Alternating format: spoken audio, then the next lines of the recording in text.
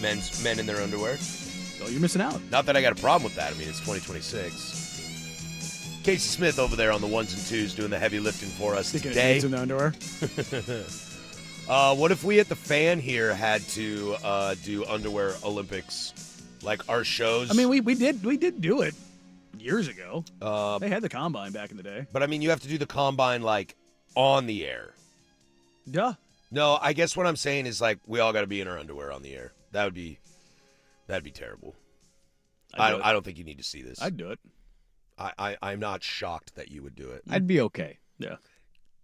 It says the 24-year-old Yeah. beanpole over there. He's like, sure, dude, I'll take my shirt off right now. No, he won't, because he'll freeze to death. Not me, dude. I would have Very to like. true. The AC is on in here. I would have to stand the entire time with my guts sucked in because if I sit, it's just going to show the rolls. Can't have that. Can't have that. Not great, Bob. Not great. Can't have that. How is everybody today on a Thursday? Doing good. Doing good. It's the simple things in life. Yeah, I slept in today. I had a travesty this morning. Oh yeah? Yeah. What crime was committed for Danny Moraine? Sacrilege, even.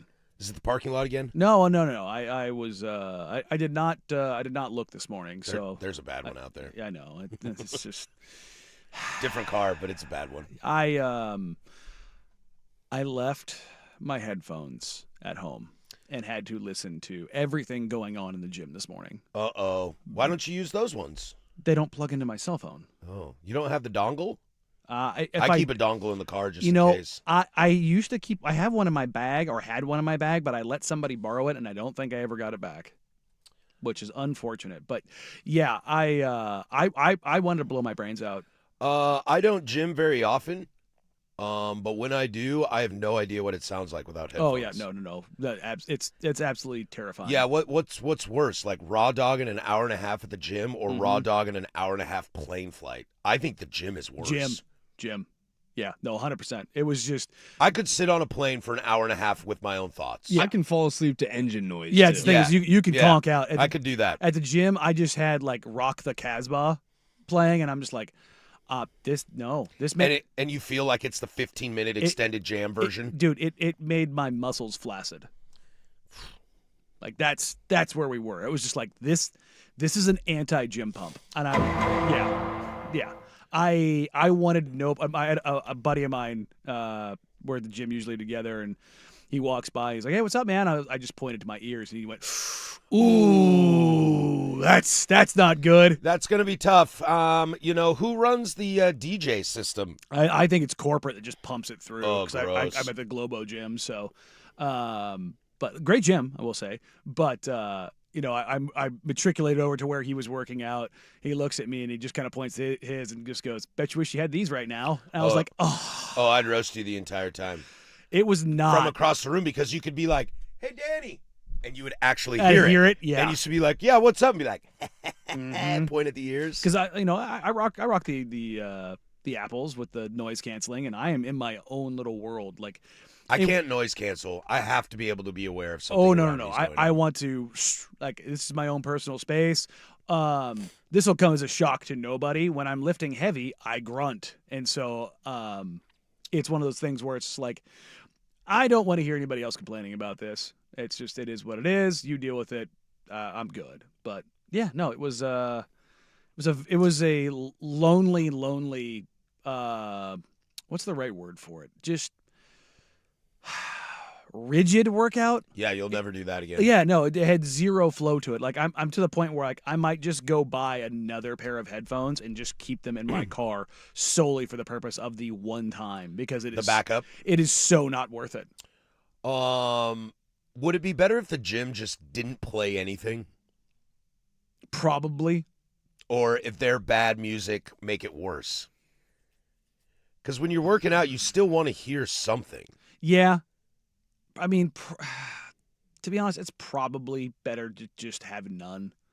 How do the olds do it? Most of the olds, they don't have headphones in. Oh no, they do. Oh, do they? Oh, dude, I was probably one of the only people in there without headphones. The people working the front desk. Sorry, Yeah. what's that? Yeah, oh yeah, no, they'll have one. I got in. music going in. Yeah, they'll have one in a lot of the times. Like it's brutal, man. It's hard out there.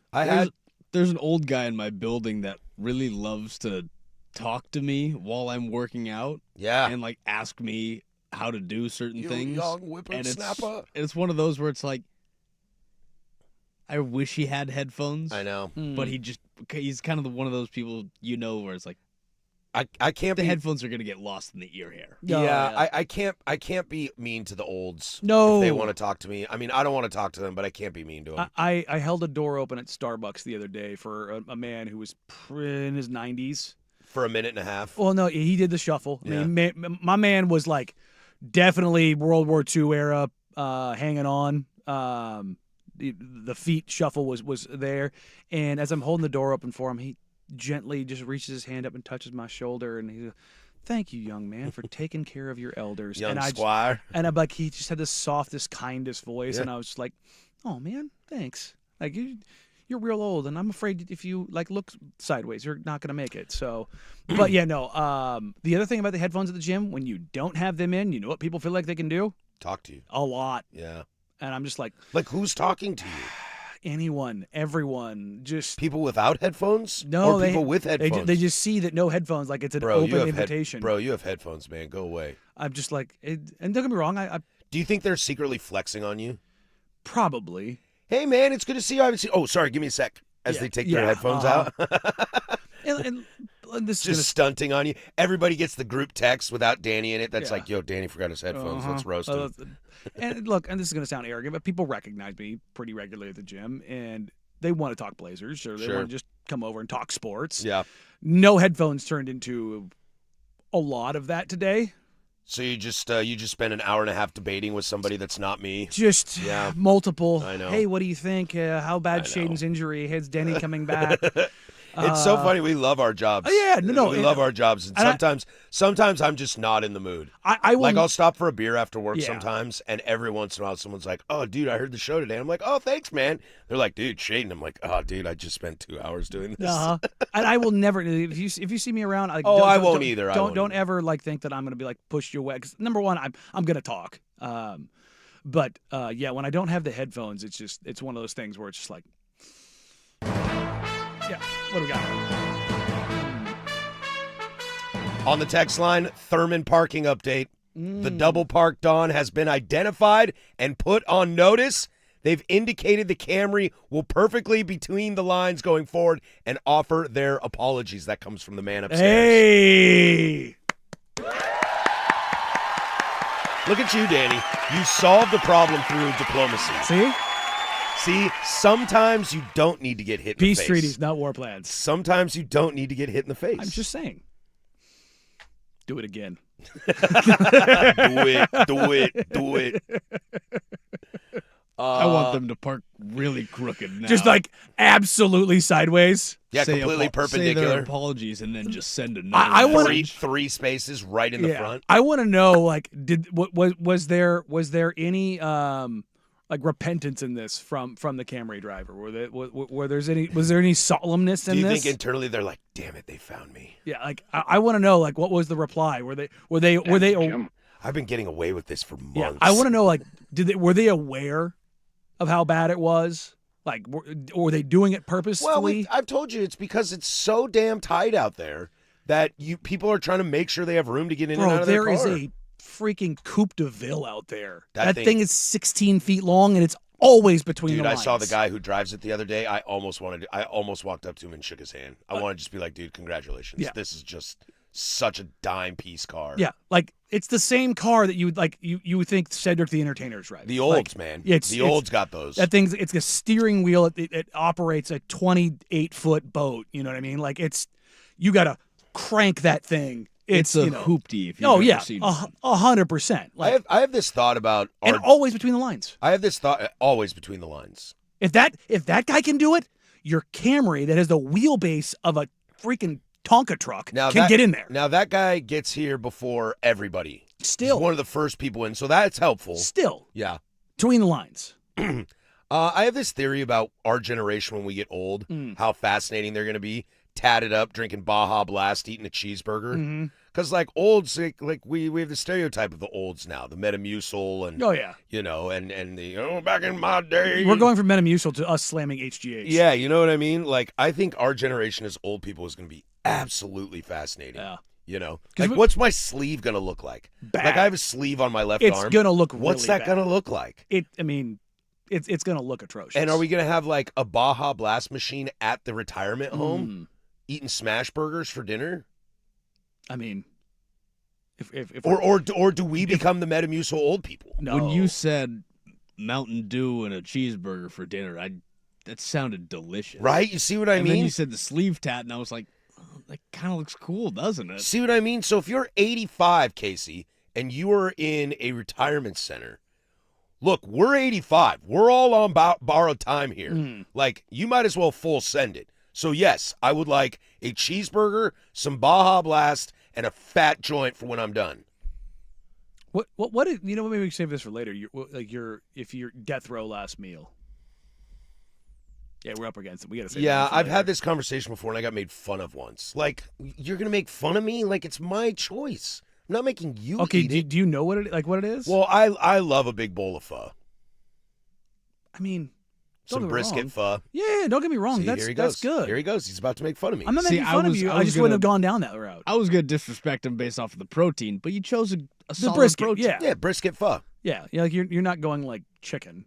No, gross. I might go fried chicken alongside some buttermilk mashed potatoes, maybe a cheeseburger, maybe a milkshake. Pour some Cavatier. But I have to have some banana pudding. Nana pudding? Yeah. Dude, what up, old man? Right? Yeah. I just What ate, up, I old just ate dude? some yesterday. Nana like the Jello Nana pudding, or like what are we doing here? Yeah, that and a bunch of Nilla wafers in there. Dude, you're old already. Good for you, man. Good for you. Did not expect that one to come out at all. Dude, from the top row. From the top row. Nana Bokely pudding and dokely. Nilla wafers. We got a show for you all today. There's a lot to get to. It is a Thursday. That means it's 10 toes down at 12:15. So get those in. Web Gems is near and dear to our hearts here in Rip City. A lot of football to get through today, but also new conspiracy theories in the NBA to prevent tanking. A lot to get to. But let's start in the NFL. As the Arizona Cardinals are mulling decisions, I've got a theory, Danny, that I want to run by you and see if you understand what I'm talking about. We'll go there first. That's Danny. I'm Patrick. This is Portland Sports Leader, 105.1 The Fan.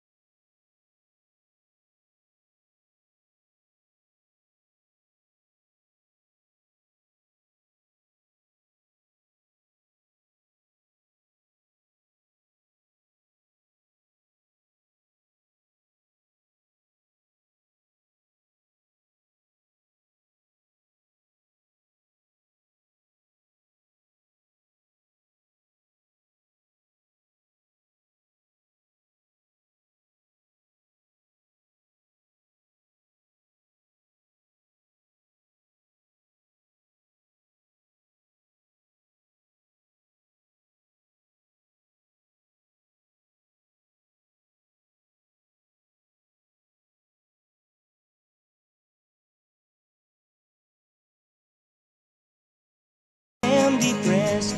10:15 here, Portland Sports Leader. Don't you forget it, baby. We live, as we always are. Below our wonderful neighbors upstairs. Under the Fremont Bridge. 503-864-6326 is the fan text line. Also jump on the YouTubes as well. 105.1 The Fan is the page. A lot to get to this hour. Cincinnati wants their blood money. I don't know if they're going to get it, but they want their blood money, and we'll finally get to this Tarek Skubal story that we pushed off unless we have breaking news. I mean, shout out the land yacht. There you go. We have official communication with upstairs. There now. we go. Back party channels This like Soviet Russia. We're out here running spies through East Germany. I was late coming back in because I was talking to Dirt outside, Dirt and Swag, about this, and they were like, "Oh, I don't know anything about the Camry," and I was like, "Right, you get here at 5:30 in the morning. You've never The parking seen lot's a, empty. a car in the parking Never lot. been an issue. I totally forgot. It was like, ding, you're an idiot." Yeah.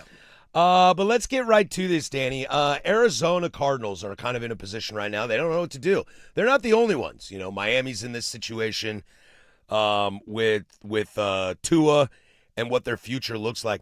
And I started trying to think about, like, why the Tuas and Kylers and Bryce Youngs exist in the world. Because it's like they're like this weird hybrid of Drew Brees meets Lamar Jackson. Like, great legs, but also a really pretty ball. Mm-hmm. And then I realized I feel like everybody's just chasing Russell Wilson. I mean, Is Kyler Murray, Tua, are their ceilings not Russell Wilson? to be honest, I'd say Kyler's talent is better than all of them. Oh, sure, just pure athleticism? I mean, I agree with that. The dude may look like a munchkin, but he's got a howitzer strapped to his shoulder. He's incredibly he was one of the mobile. most touted quarterbacks coming out of high school and college. Yeah, he was pretty good in because college of his too. arm. Yeah, there's no I don't think there's ever been a smaller quarterback with a better arm. But you got a 2-cent head. Yeah, that's the problem. I mean, flip it on it, the other side. Anthony Richardson might be one of the most athletically gifted quarterbacks we've ever seen, but his arm is all over the place, and again, 2-cent head. Right. Future quarterback of the Las Vegas Raiders. I don't know what the plan is. Sorry, what were you going to say? Well, think about the way that people are perceiving Diego Pavia right now. That's kind of the way that Kyler Murray is getting perceived. Yeah. Once that arm and once the talent dries up a little bit and you're forced to just be a quarterback in a system, And the see how it goes. The flip side of that is why people love Mendoza so much, because he might not have the cannon or the legs of Kyler Murray or, the escapability of a Tua, But et cetera. super efficient, super high IQ. Yeah, exactly. And gonna be a team player. I don't know what you do with these guys, and that's why quarterback continues to be such a tricky position in the NFL, because it's so important, it's so valuable that you're willing to try to throw $45 million a year at Kyler Murray, even though you're like, dude, this is a bad idea. When is a team gonna actually CJ Stroud's going through this right now in Houston. They're trying to figure out if they want to pay him.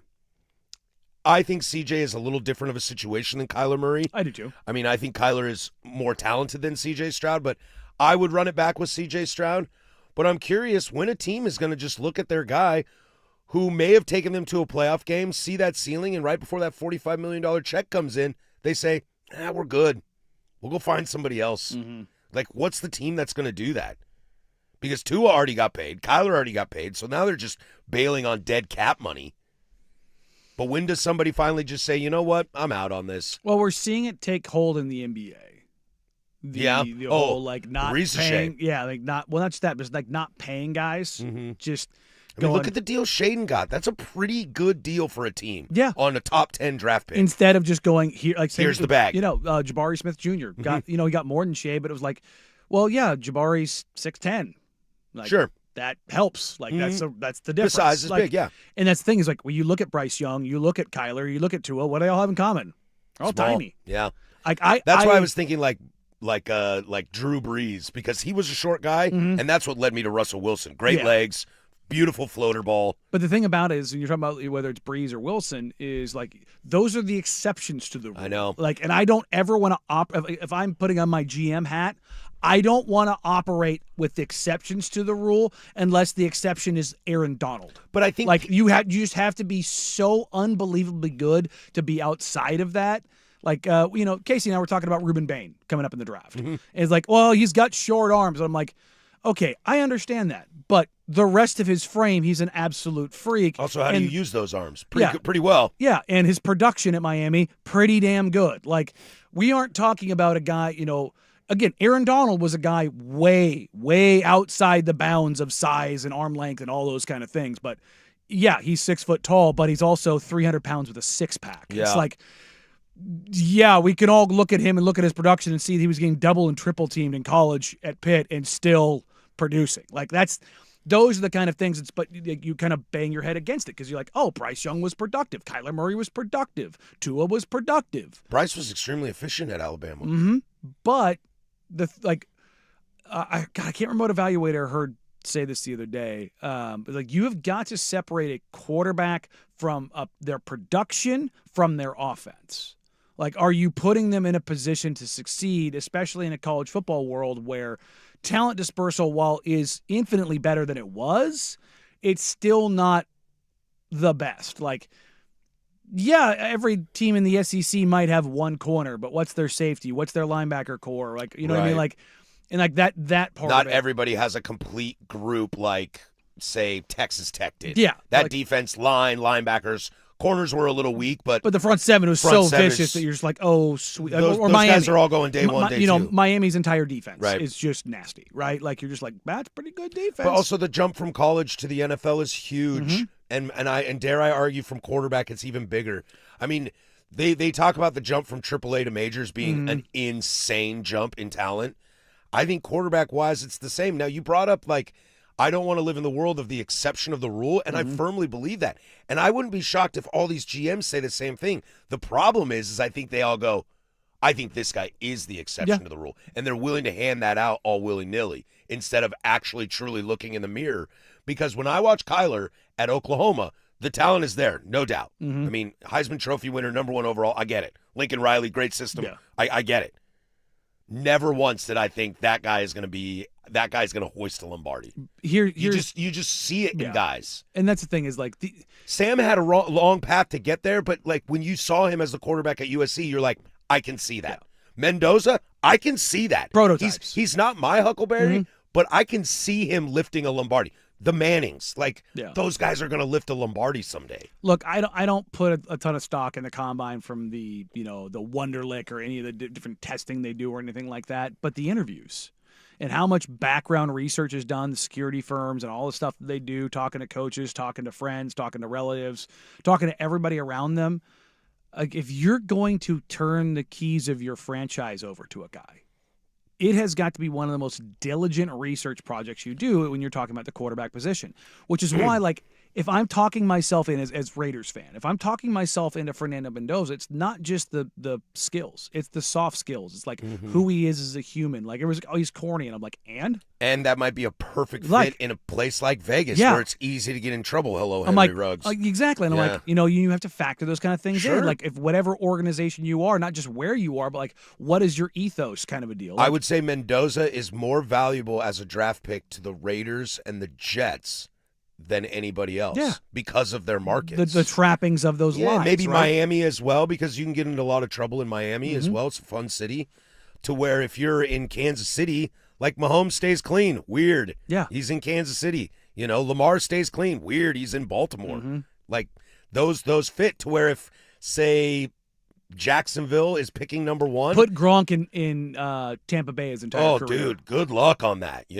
Like that's a Like, wild. I know, that's a wild. I know case he ended up scenario. down there, but you're talking about old Gronk. Yeah, wise Gronk. Take straight out of Arizona Gronk and put him 15 in beers, Vegas. not 30 beers. You know what I mean? Waking Like, up hungover and heading right to the training facility and medical staff putting IVs in him, while he's like, asleep. yeah, like it was bad in New England.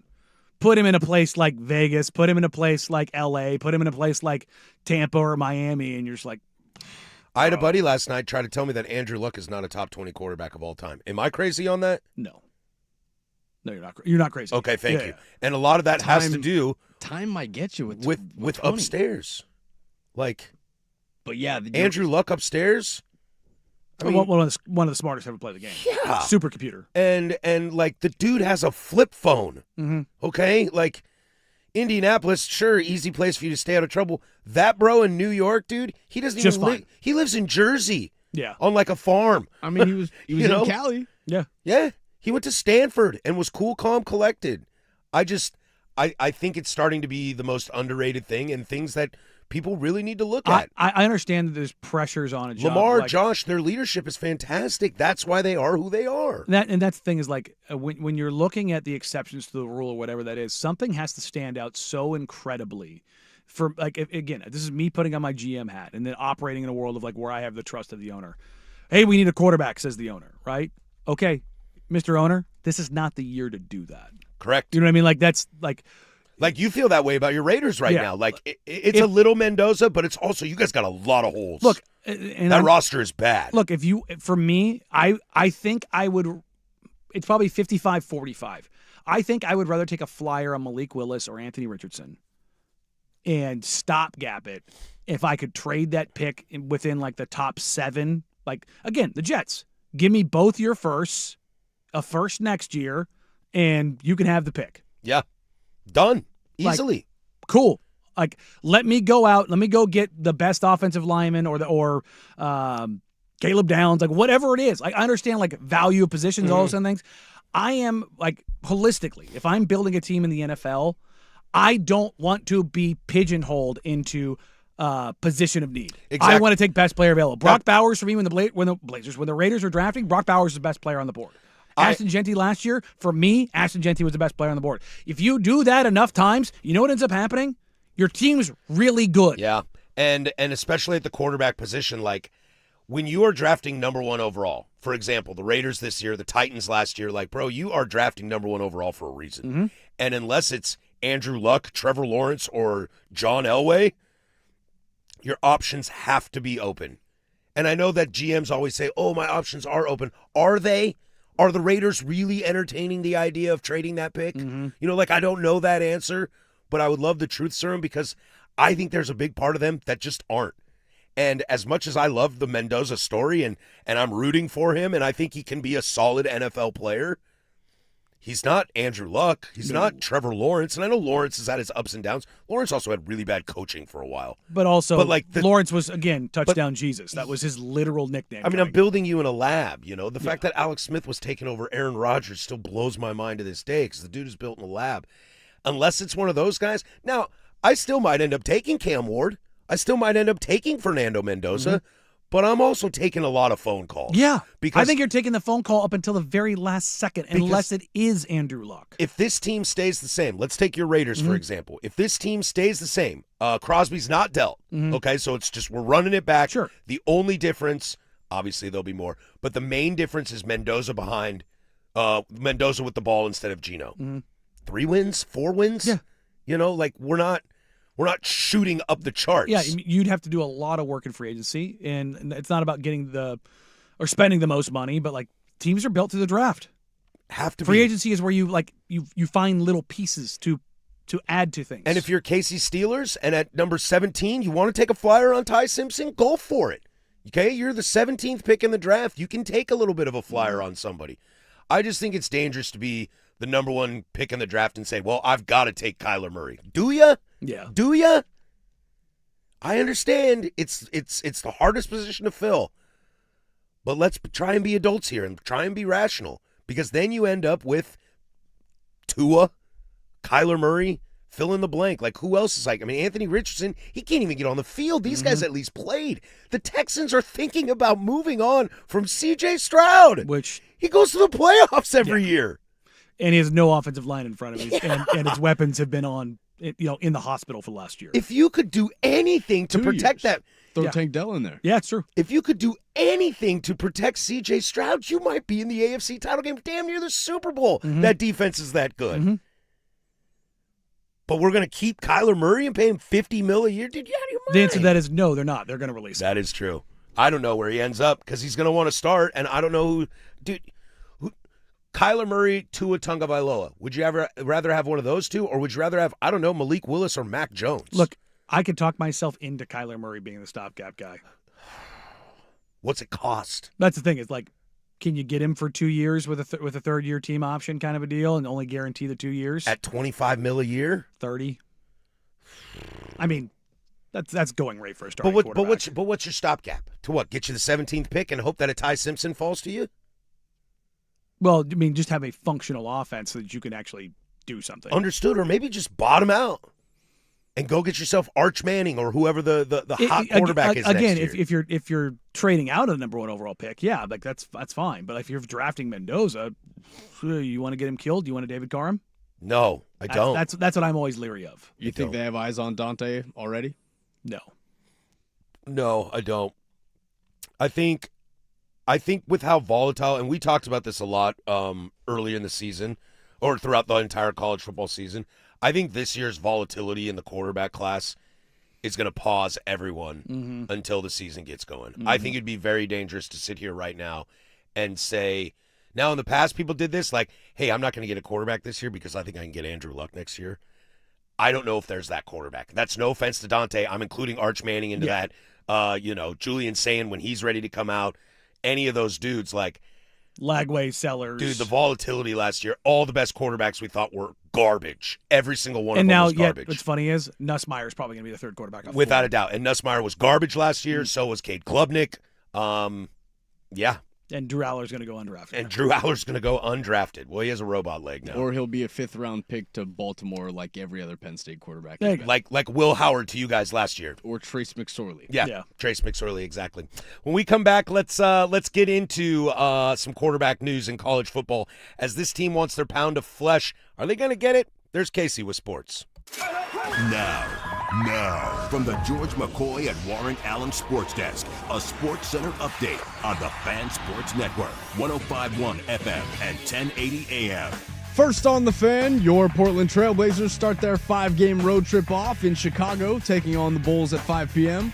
Blazers will be without Denny Avdia, Damian Lillard, Shaedon Sharpe, and Caleb Love, while Robert Williams III and Young Hansen will both be listed as questionable. However, Portland still comes into the contest as 4.5-point favorites. Your Portland Timbers have officially signed Chilean international forward Alexander Aravena on a loan from Gremio. Aravena joins the club through 2026 on a club purchase option. The NFL Combine officially starts today with the defensive linemen, linebackers, and kickers starting their on-field workouts at noon. 9 Oregon Ducks received invitations to the Combine, but some quick NFL news for you as the Jets and Titans have agreed to a trade, sending pass rusher Jermaine Johnson to Tennessee for defensive tackle T'Vondre Sweat in a rare 1-to-1 trade. Finally, some MLB news for you as 3-time Cy Young Award winner Max Scherzer has agreed to return to the Blue Jays on a 1-year, $3 million deal, according to ESPN's Elton Gonzalez. Scherzer, at 41, threw a total of 85 regular season innings for the Blue Jays with a career ERA of 3.22. And for more sports scores and stories in 30 minutes, I'm Casey Smith from the George McCoy at Warren Allen Sports Desk. Hurt and missing work? Insurance companies acting like jerks? Don't call your mom. Call George McCoy at warrenallen.com. If you're considering new construction and want it done right and fast by a team that's focused on innovation, collaboration, and creativity,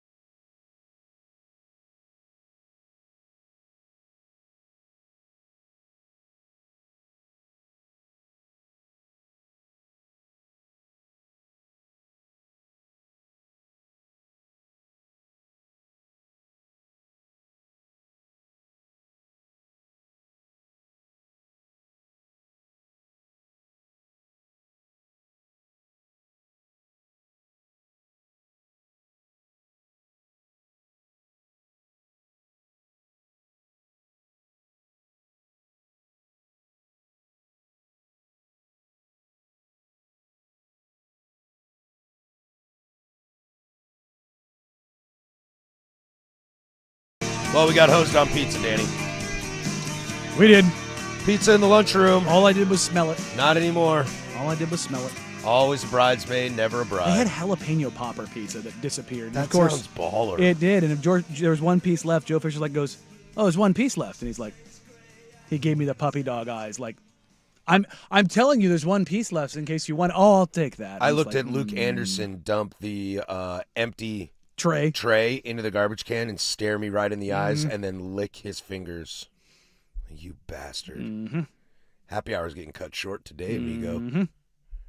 How's the view from Sugar Heaven, bitch? I'm sitting here smelling pizza and my stomach's empty. I want my pound of flesh in the form of pizza. University of Cincinnati would like their pound of flesh in the form of money. This man needs money. You can pay me in pizza. $1 million in pizza. Ooh, lifetime pizza. It has come out that the University of Cincinnati is suing Sorsby. Is that what I heard? They're suing the player directly Sure. Okay. for $1 million for saying, adios, bye-bye, I'm going to Texas Tech. Look, I don't think Cincinnati's going to get their money out of this. A court of law is going to say, what did this guy do wrong? Yeah. Enter the transfer portal correctly. They end up getting the, like, here's enough money to shut up and go away. Yeah. Like, But if I'm but none of this stuff is enforceable. but if I'm Sorsby, like, why? Why do I need to give him $250K yeah. Well, I mean, to shut up and go away? It won't be him. Well, sure, but even if I'm Texas Tech, why? Or some donor down there, why? Because you don't want it to go to court. Understood, but if it goes to court, like, what grounds are we standing on? Do you want to pay the legal fees? But if you lose, you pay the legal fees. Yeah. And Sorsby ain't going to lose in this case. Probably not. I just don't see how he would. Like, but I mean, even then, unless he. a lot of times you don't get, like, even if you win, a lot of times you still end up paying the legal fees. Like, fair. I mean, did he fax in his transfer notification late? You know, like, what is there something behind there, or are we just? That's we the other just thing, Mad like- that my quarterback left. Cool, dude. Sign me up for Cam Ward and John Mateer to pay my school $1 million apiece. somebody somewhere at Cincinnati some donor went, hey, I gave $3 million. And we were supposed to keep Sorsby. Why is he gone? And what he did was complain and moan and whine his way through to where some AD or some president finally went, we need to do something about this because we need to make this donor happy. That's where because this is coming 2 months after he left. I know. Yeah, You're going to do this? Do it this right away. Like Duke with Mensa. It was just like, Instantly, they're like, nope, injunction, stop this right now. and now he ended up going, but guess what? Miami greased the skids. They had to. That's what happened. And Duke benefited from it because they jumped on top of it. It looks like sour grapes right now. That's what this, like, everything about this reads is some donor somewhere got unhappy about it and they went, meh, meh. And here's the thing. You want this to stop happening, make them employees. And that's where I was going to go. Like, it feels like we're at a point where we're just going to create any kind of court litigation we can because we need to know what's going to stick legally and what's not. And all of this rope-a-dope dancing around the inevitable makes that sport look so silly. As I heard Sprague call it this morning, that sport's dumb. And this is a giant reason why it's dumb. Now, we watch because it's massively entertaining. But it feels like legally we're just throwing things against the wall and seeing what sticks to know what kind of power I have, what kind of power does the player have, what kind of power does the university have. If you just all sit down and put it together, life might be easier.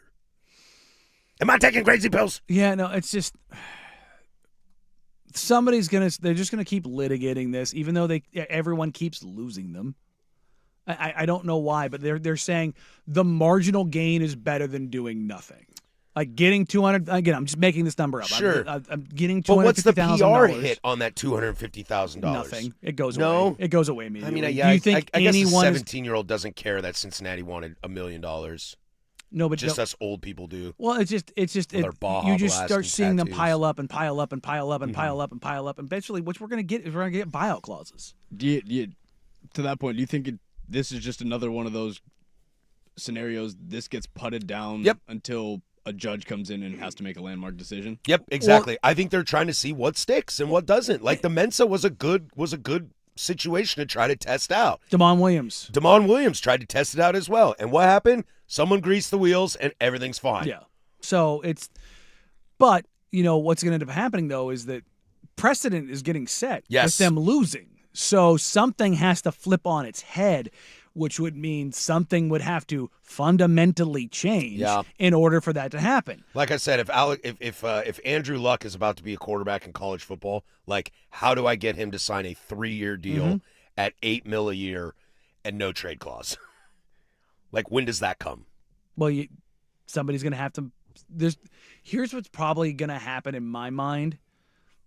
Who was it? Was it Harvard that tried to unionize 6-7 years ago? Oh, I know what you're talking about. Yeah. Some school somewhere is going. The players are going to unionize. It just came into my brain too. I was like, what's stopping a school from just making them employees?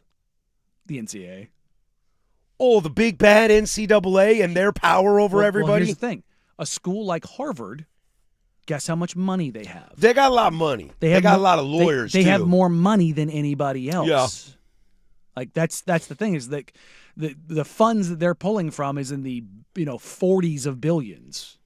Yeah, they're probably one of the largest endowments in America. I think they are. They the are largest. number one? Yeah, More than entire country GDP. Yeah, like they have it in like Stanford is the highest of the FBS of the sports schools, and they're fifth in the country overall. I think it's the Ivies. Harvard, Yale, Brown, MIT. MIT. I think those are the top 4, if I remember right. Which is actually kind of insane when you think about it, because it's not like they have these massive alumni bases. They just have their alumni all go on to basically rule the world, right? So, You know what's getting lost in this whole Sorsby thing?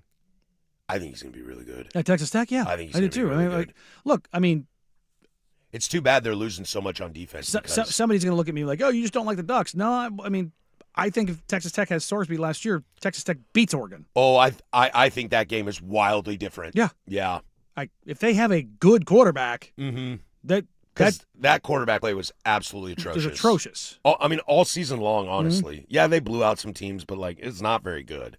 And I had it wrong. I thought he would be at least competent. Mm-hmm. And I want to give Oregon's defense credit, but If Brendan Sorsby is on Texas Tech last year, that's a dangerous team. I mean, that's a national That's a Miami title run. team. Yeah, That's a Miami run. 100%. So They would have played Indiana in the next round, too. That would have been a matchup. Sorsby with that defense against Indiana, that would have been fun to watch. it's a good little time. Better than throwing a pick six, first off, that's for sure. That's tough. That is tough. When we come back, let's slide over to a little bit of baseball. Like, you're gonna hang out for, like, one day? Like, why not hang out for it all? We'll go there next. 105.1 The Fan. It's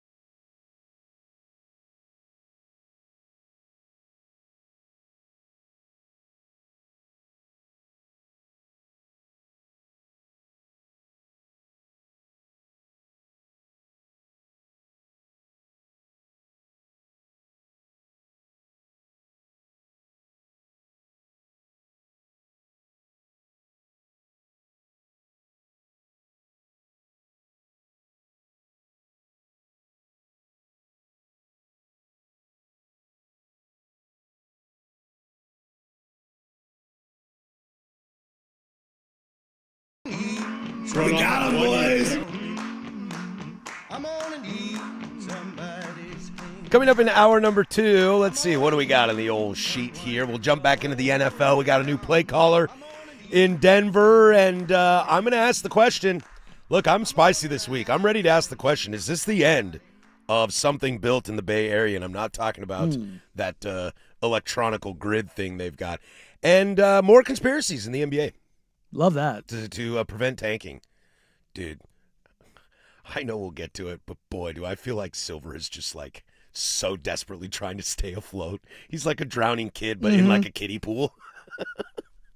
Oh, boy. So a lot to get to in hour number 2, plus web gems near and dear to Rip City. It is a 10 Toes Down Thursday as well. Get those in 503-864-6326. But I don't know if you're following any of this World Baseball Classic stuff, Danny. We're about 15 days away, 14 days away from the I'm opening. locked in. You better be locked in, dude. USA, man. I'm not. USA, dude. It's time to nut up or shut up. That's the truth. USA better win this thing, or I'm going to be pissed. Will I watch a game? You're just What if the final is USA-Japan or USA-Dominican or Dominican-Japan? You're not going to watch that? Final, I'll probably catch a little bit. Semis, Dominican and USA? How many people are playing for Puerto Rico? Nobody. Yeah. Nobody. Who has like a legitimate chance to win it if they were playing? Puerto Rico. Okay. I know. Bad Bunny tried. He tried to pay for it. Well, it's so dumb. It is very dumb. So the dumb. insurance thing. I don't like it. Tarek Skubal has decided that he is going to have one start for Team USA in pool play, and then he will return to the Tigers. And he said the only way he would return to Team USA is to be a fan if they made the final. My question to you is then why? Like, I don't mean to sound like mad and take my trucks and go home, but if Skubal's only going to throw a game in the pool play, not worried about pool play. Where are they playing at? In America? Are they playing in America? Or are they playing in Puerto I Rico? thought they were playing in Puerto Rico. Where's pool play? I'll have to look. I thought they were playing in Puerto Rico because I was thinking, you know what would be really nice during spring training? You just go throw your start in Puerto Rico. Yeah, have a few Pool days play in Puerto will Rico. be in 4 international locations: the Tokyo Dome in Japan, Hiram B. Thorne Stadium in San Juan, Puerto Rico, Lone Depot Park in Miami, and Dakin Park in Houston. Pool B is Brazil, Great Britain, Italy, Mexico, and the United States in Texas. Okay. Well, maybe that's why he's realizing I'm not throwing in Puerto Rico. Now, I did hear an interview from him yesterday, and this is where I will support him on this. And I don't know how you fix this because he mentioned, like what the NHL does. I don't know if baseball is going to be interested in taking 3 weeks off in the summer for the World Baseball Classic. But he said, look, guys, like, I don't throw 99, 100 miles till I get to September. How am I expected to do that in March? He's like, I'm just not ready to pitch. I spend all of February and March getting ready to pitch. How am I supposed to pitch in meaningful games when I'm not ready yet? That's the other part of this. He's too, worried is about like- the health. I mean, he's saying the quiet part out loud. Yeah. He's worried about health. He hates the schedule of it. And right now, he's a surly kind of dude. You know, he's got some Bryce Harper jazz to him, if you call it that. But he's not wrong. I guess the problem is then you look across the board and Paul Skeens is like, yeah, baby, I'll throw as many times as you want. I want gold. Logan Webb, I will throw as many times as you want. Hell, old man Kershaw's out there. I mean, this is him riding off to the sunset. If his arm blows up, he doesn't care. Totally. Like, that's legitimately. He's like, Totally. I'll throw you 87. What was it? What was it? Who was he talking to? It was like, hey, hit him with the two-seamer. Or, what do you say? Hit him with a slider. He goes, I don't throw a slider. When he was mic'd up in I the don't All-Star throw a game. slider. I don't throw a slider. It was like, Made come Smoltz on. look like an idiot. Yeah. It was like, I've only been pitching in this league for 20 years. How come do you on, not Smoltz, know? I don't throw a slider. Yeah, dude. It's a slurve. I didn't even throw a slider in high school. Yeah, I want to. Honestly, I want to watch the World Baseball Classic and watch Clayton Kershaw throw a slider. Just pulls it out. Just Starts knuckling the whole thing. I would love that. Did you see the dude in Australia that throws the palm ball?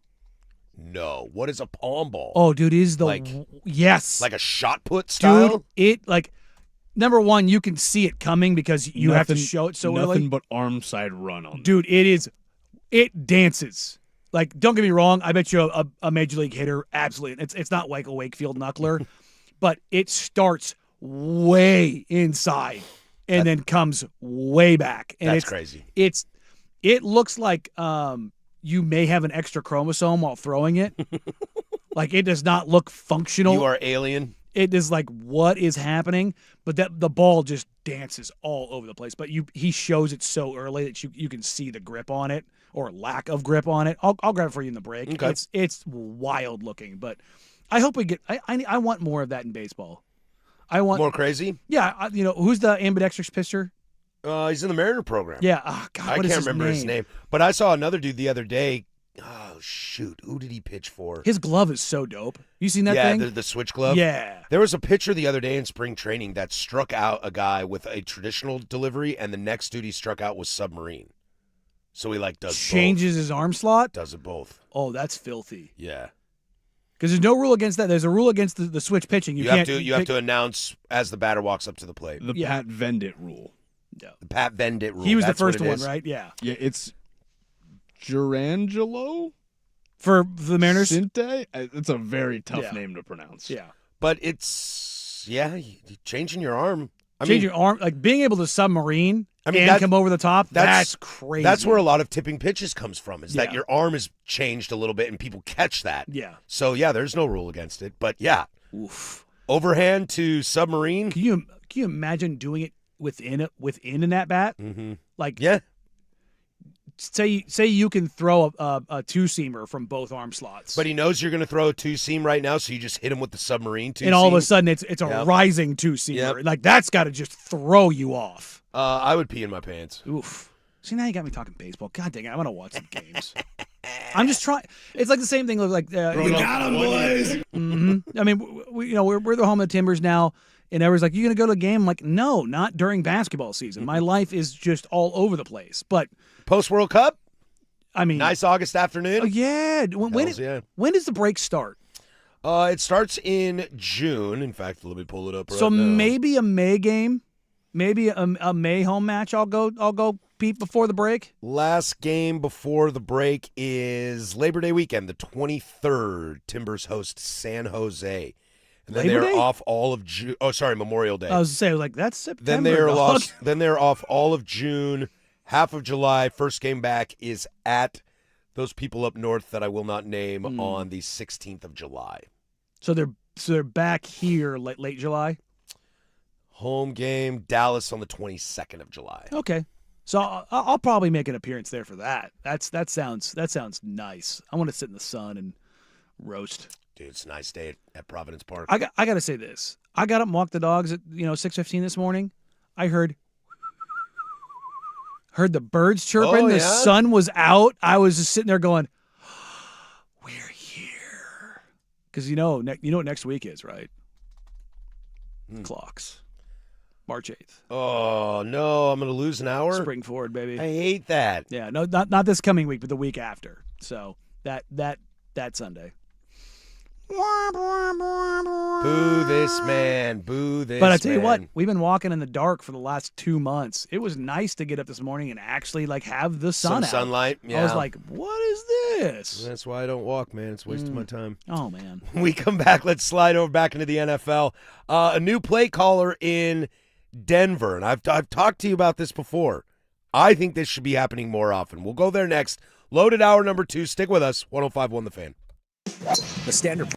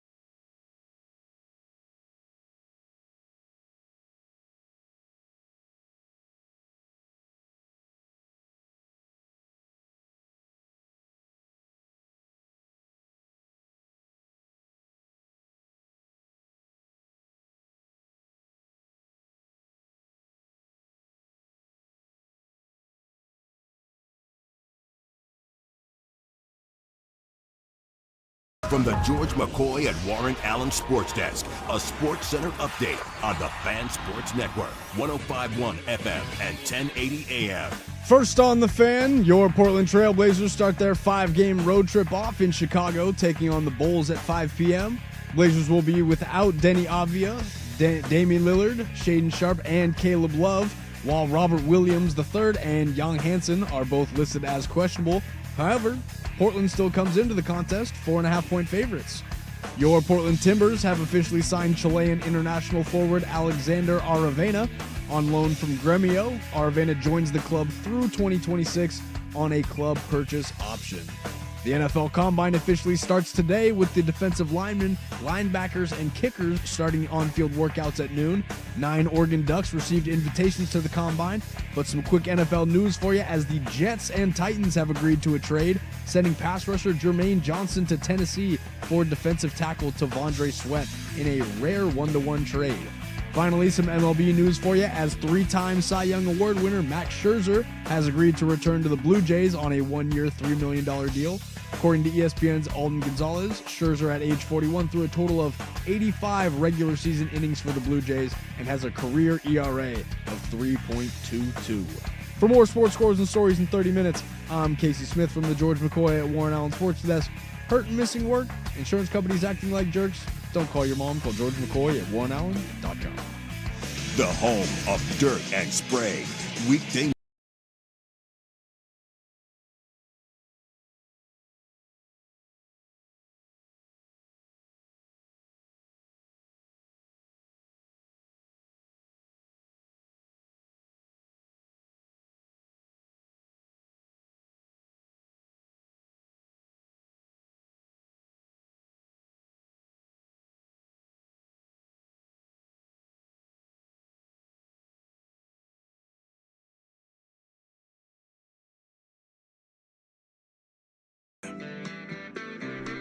All right, hour number deuce here, the Portland Sports Leader. If you're missing the first hour, you can download that wherever you get your podcasts. The Odyssey app, 1051thefan.com. Also over on the YouTube page. Great interview this morning with Brooke Olzendam, as Dirk called her the Queen of Rip City. If you missed that, you can check that out on the YouTubes or the Odyssey app, wherever you get your pods. Rewind, fast forward, except for in the future. That'd be impossible. But the future of this hour, could the fall be happening in the Bay Area? Is the foundation starting to crack? And I guess we're at private investigators now in the NBA as that story gets dumber and dumber as the days turn. Do you ever get mad sometimes, Danny, when your sport acts a fool? Regularly. Yeah, dude. Whenever baseball does something dumb, I got to hear it from my friends that don't like baseball. They're like, cool sport over there, huh, bro? And you're like, well, I mean, I can't back this. We've got a timestamp for when we might find out something dumb tonight. Pablo Torre and his investigation into the gambling stuff. He's got a thing dropping later this afternoon where. Dude, is this the decision? He's got a decision tonight at 6:30 Eastern. Look, he's doing it the right way when you're talking about the engagement side of this. But one of the unnamed players, he said basically he is discovered that's in that and why the federal government got involved. And it's like he's doing this because it's not Jonte Porter. You know what I mean? Like it's somebody. It's not Terry Rozier. Yeah, like it's somebody. And that Kelce? my eyebrows went up like I don't want to get fined here. And what's funny is, I should say funny. What's sad is, to be honest, is you read some of the comments are like, Pablo's just out here gossip mongering. I'm like, bro, this guy spends months upon months upon months upon months going Oh, because he'll get sued his ass off if Yes. he's not careful. He's doing anything but gossip mongering. This is what that's the problem. And Casey, I'm going to just crush your generation. Most of you are too stupid to understand what actual reporting is. It's true. It is, here's what the evidence is. It is not my job to tell you how to feel about it. Mm-hmm. That's not what reporting is. Reporting is, here's the evidence. The facts. Make your decisions based on the evidence presented. That is what objective reporting looks like. People are like, well, just tell us, bro. Otherwise, you're just doing this for clicks. I better get an update on Shaedon Sharpe in 6 weeks. Yeah, exactly. Even if the update is no update. Yeah. That fan group. You're dumb. We shouldn't call people dumb, Well, Danny. yes, honestly, we should do more of it. I don't think so. We That's not should. very nice. I don't care. You know what's not nice? Going through life being dumb. Easy ride, easy ride. I understand It's that. just like I don't think anybody out there. It's the Dunning-Kruger effect of like, oh, I know about this. Da, da, da. Like, no. You are just far too confident in your ignorance to go through it. I don't think anybody out there is ever going to acknowledge that they're dumb. You should. You should, because man, that kind I of can- reflection is really helpful. I can sit here and joke with you about how stupid I am all the time Yes. on this show. I am not a stupid human being. Well, no, but I'm like, there's a difference between being a stupid human being and being stupid on something. Oh, Like spending time in it and actually understanding it. yeah, I can be real stupid about Again, it. Yes. there is such a thing as a dumb question. Yes, there is. I don't think so. There is. I think it's dumb people asking questions. That's also very true. They're both, honestly, yes, both. I used to hate kids and dogs. I don't hate kids and dogs anymore. I hate parents and owners. Mm. You know, Yeah. Well, I mean, when you see people and how they train their dogs or how they don't train their dogs. or how they train their kids or don't Yes. train their kids. Look, man, I was. Dude, I deal with it. My 9-year-old, I'm questioning if he's potty trained. Dude, I. Sorry, I just blew Bubba there up you on go. the air. When I was a kid, we were in a restaurant. I stood up in a booth and was acting a fool. My dad said, "Do that again. I'm going to take you outside and give you a whooping." Yeah, Guess what I did? did it again. I did it again, and guess you what went- happened? Went outside and took a whooping. Guess what I never did again? My dad told me this story about me getting my ass whooped outside of a Mexican restaurant Mm-hmm. in San Fernando when I was 3 years old. He's told that story to every single person I've ever met. Yes. Any former partners, Yes. friends, It is a story that coworkers, has bosses. come up. I think the first Remember that time when you freaked out at the Mexican restaurant? It's like, no, Dad, I don't. Yeah. I was 3. But please tell everybody how red my backside was. Yes, I think I was 4 or 5, and like, I legitimately think it was the first time my girlfriend came over and met my parents. I think that story came up. It was the first or the second time. Like, it's like, because we you talk about how somebody was raised and the stories that always come up, and it's like, yeah, discipline your kids. If I go to a restaurant and I hear, like, it's a difference between a crying baby versus a kid acting a fool. A screaming child and a crying baby. Two totally different There's an things. age gap there. Yep. Kicking the seats on an airplane ride from Chicago to Baltimore? Is that what you're talking about? You're a bigger man than me in the sense, or a weaker man than me. I don't know which one. Both. Both. Both. Both. Because I don't. No. Ugh. We take the dogs for a walk through the neighborhood. Our dogs are both very well behaved. My dog, too. My dog's great. I only have to leash her because of other dogs. There is there's somebody that has another German Shepherd that is just loses their S all the time, and a wiener dog that like gnashes its teeth and like jumps at other dogs, and I'm just like. Meanwhile, I'm walking a German Shepherd and a Chiweenie Poo, who And are that both shepherd will destroy you. Yeah, I mean, he's a 110-pound German Shepherd. Most people look at that dog and just kind of go, I want no part of that. It's With like, regards to play calling, it's something that Right, Wu-Tang. no. Oh, they Someone recorded Someone over it. recorded over the Wu-Tang. Oh, whenever in doubt, always blame Swag, dude. We think. Probably was Swag. probably was. Move this man. There you go. There you go. There you go. Here's the situation. How did we get here? What is happening? What is occurring? Yeah, I don't know. Yeah. I squirreled pretty hard. Sorry. That's all right. Davis Webb calling plays in Denver. Mm. Interesting. I've kind of been on this for a little bit. We've talked about it, like, mostly in relation to people like Matt LaFleur, that I kind of wonder, like, hey, bud, it might be time for you to let go of the play calling duties and maybe run the team. Maybe it's just too much on your plate. Peyton doing that is not a But the Sean small Payton- gesture. No, it's no, not. We're not sitting here saying Sean Payton's cooked. No, definitely not. If anything, he might be showing us we underrated him.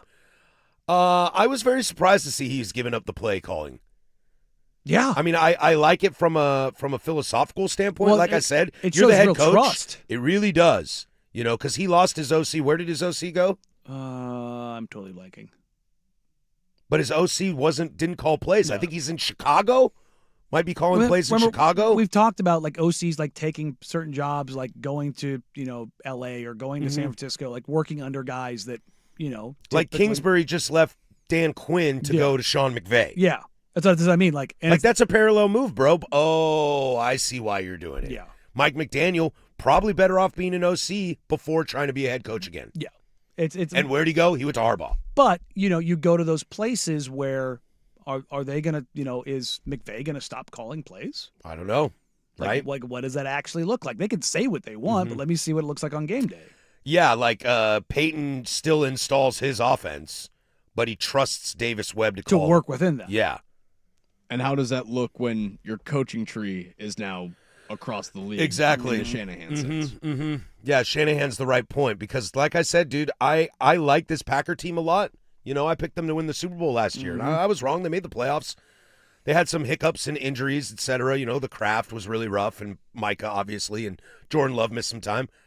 But that was my biggest critique of that is Matt LaFleur. Look, we love this Kyle Shanahan train. We really, really do.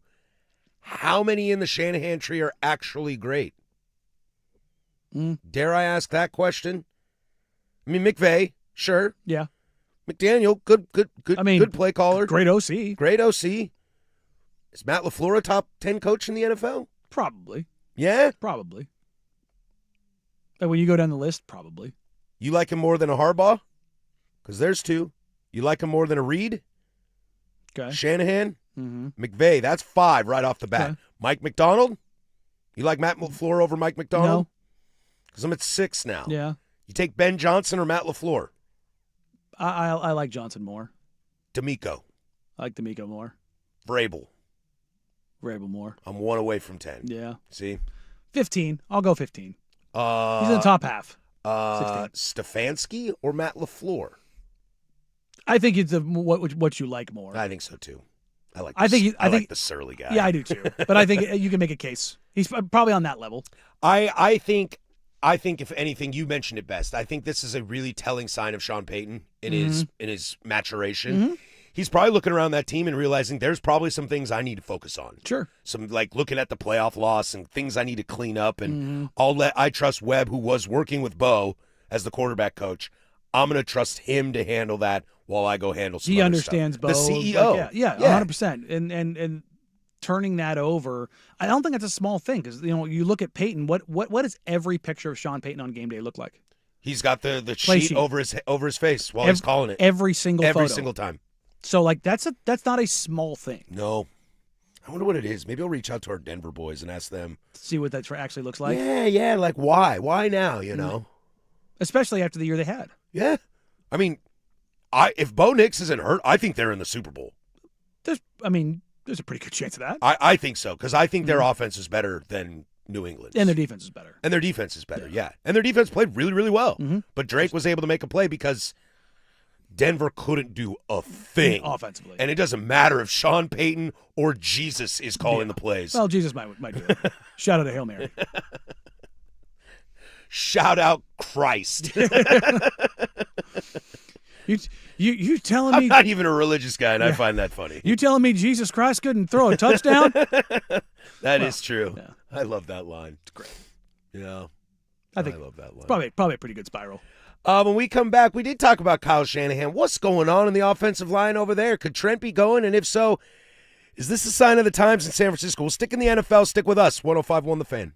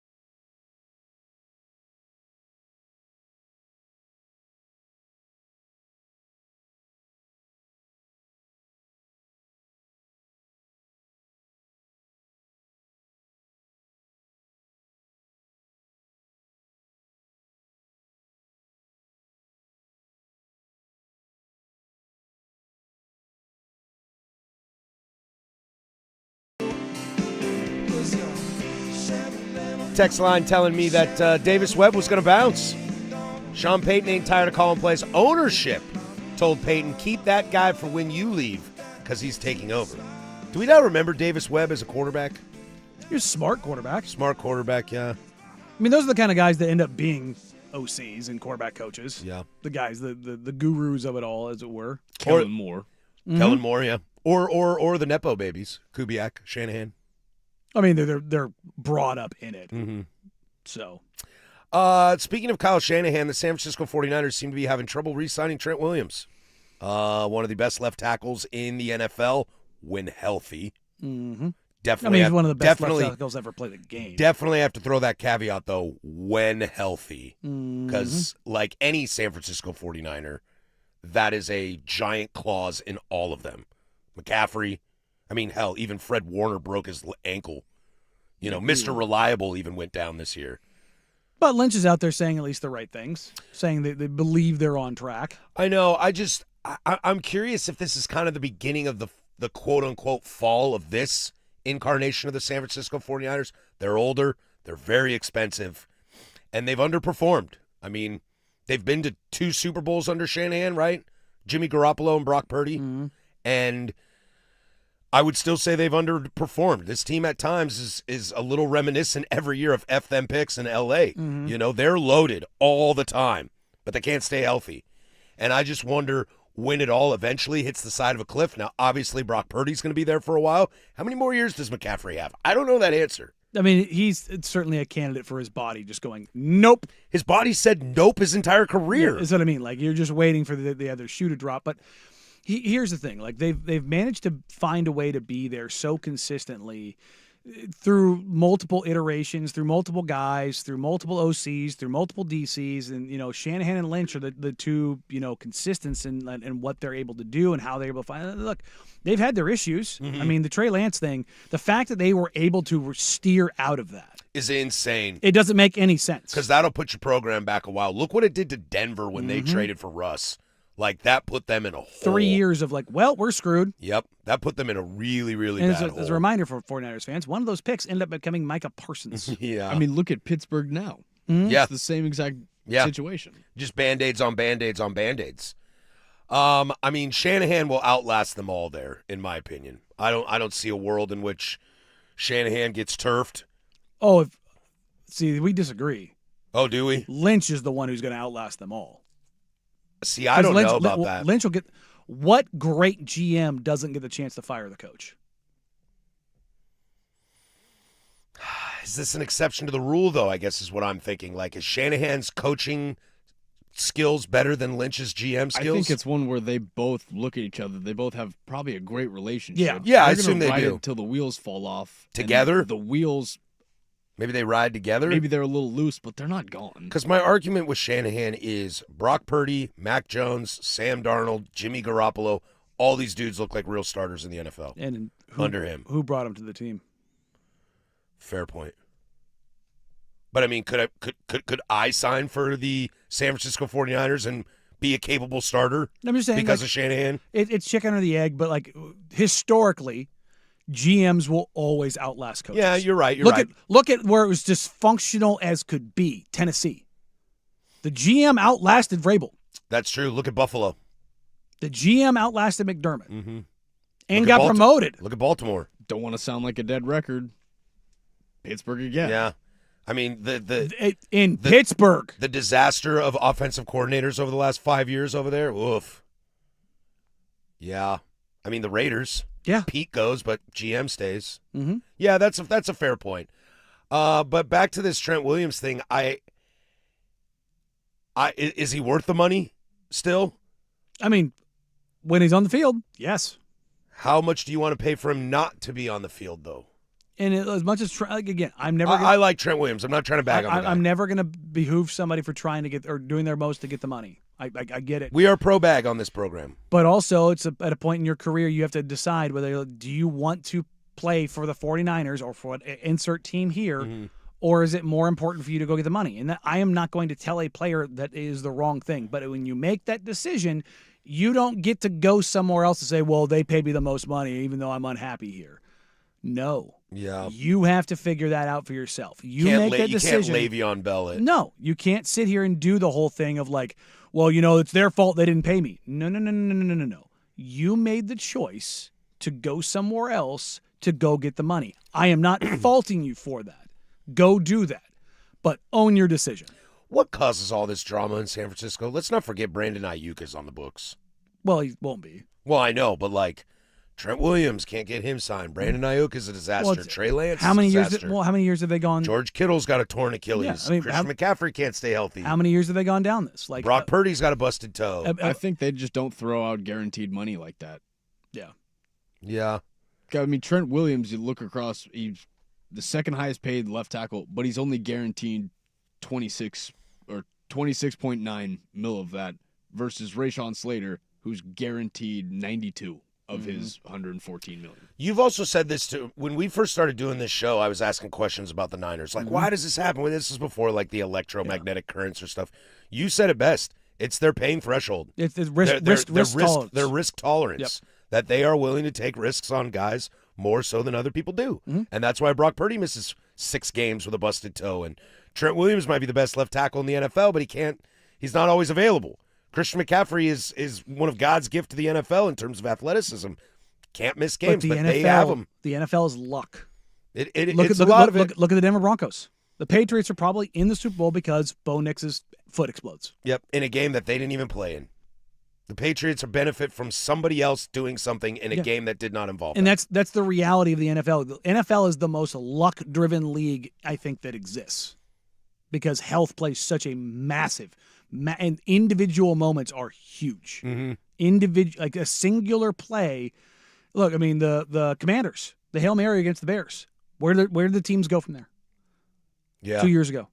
The Commanders end up going to the NFC title game. Yeah. If the Bears win that game, do the Commanders, like the sliding doors of the NFL, I think are the widest of the 4 North American sports. Do we sit here and praise Jaden Daniels as much if he loses that game? Yeah, I don't know.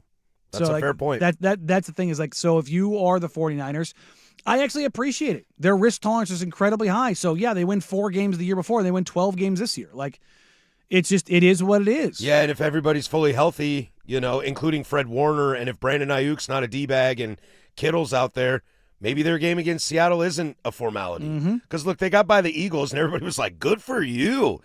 You're going to get smoked.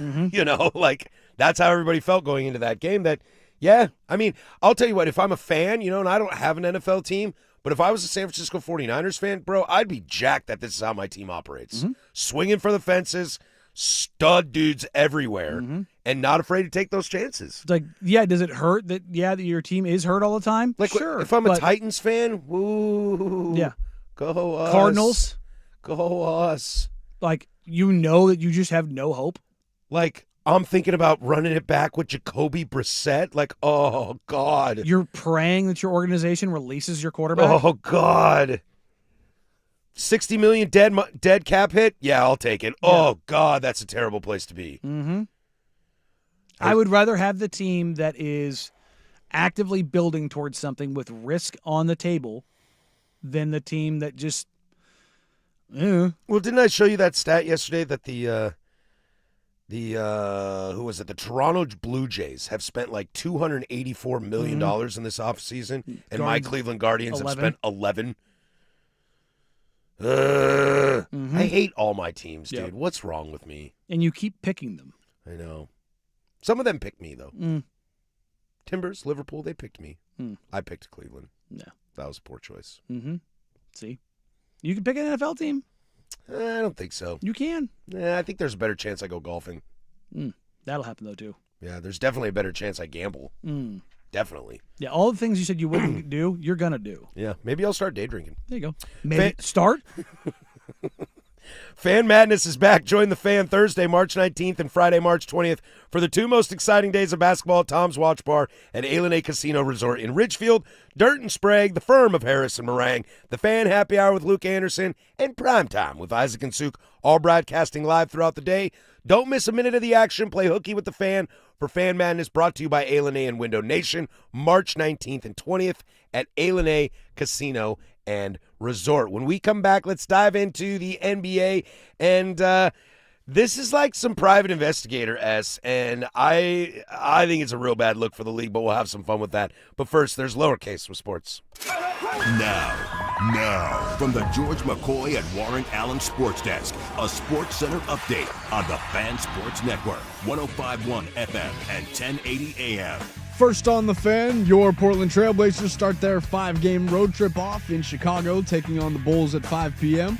Blazers will be without Denny Avdia, Damian Lillard, Shaedon Sharpe, and Caleb Love, while Robert Williams III and Young Hansen are both listed as questionable. However, Portland still comes into the contest 4.5-point favorites. Your Portland Timbers have officially signed Chilean international forward Alexander Aravena on a loan from Gremio. Aravena joins the club through 2026 on a club purchase option.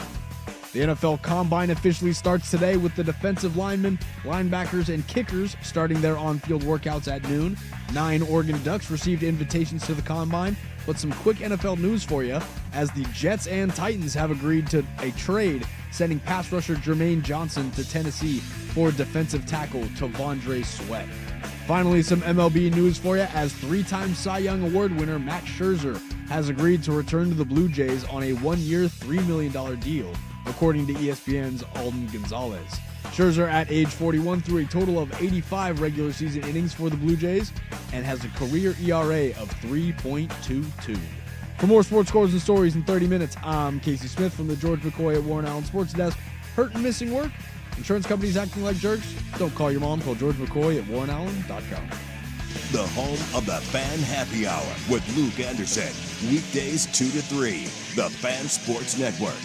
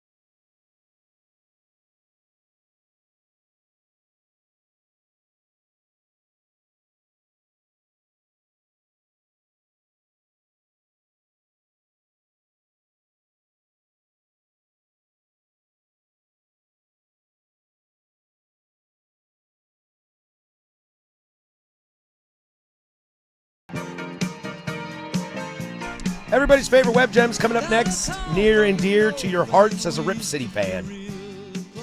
Just got the notification that Donovan Clingan is questionable tonight with an illness. Interesting. Have you seen what's going on in Utah right now? Yeah, my guy Tony Jones. You got a guy in Utah? Oh, I got a lot of guys in Utah. I know a lot of the guys in that front office. But Tony Jones used to cover him for The Athletic. He's covered the Philadelphia 76ers. He's got some ties there that are very strong. He's already retracted it. He got it incorrect.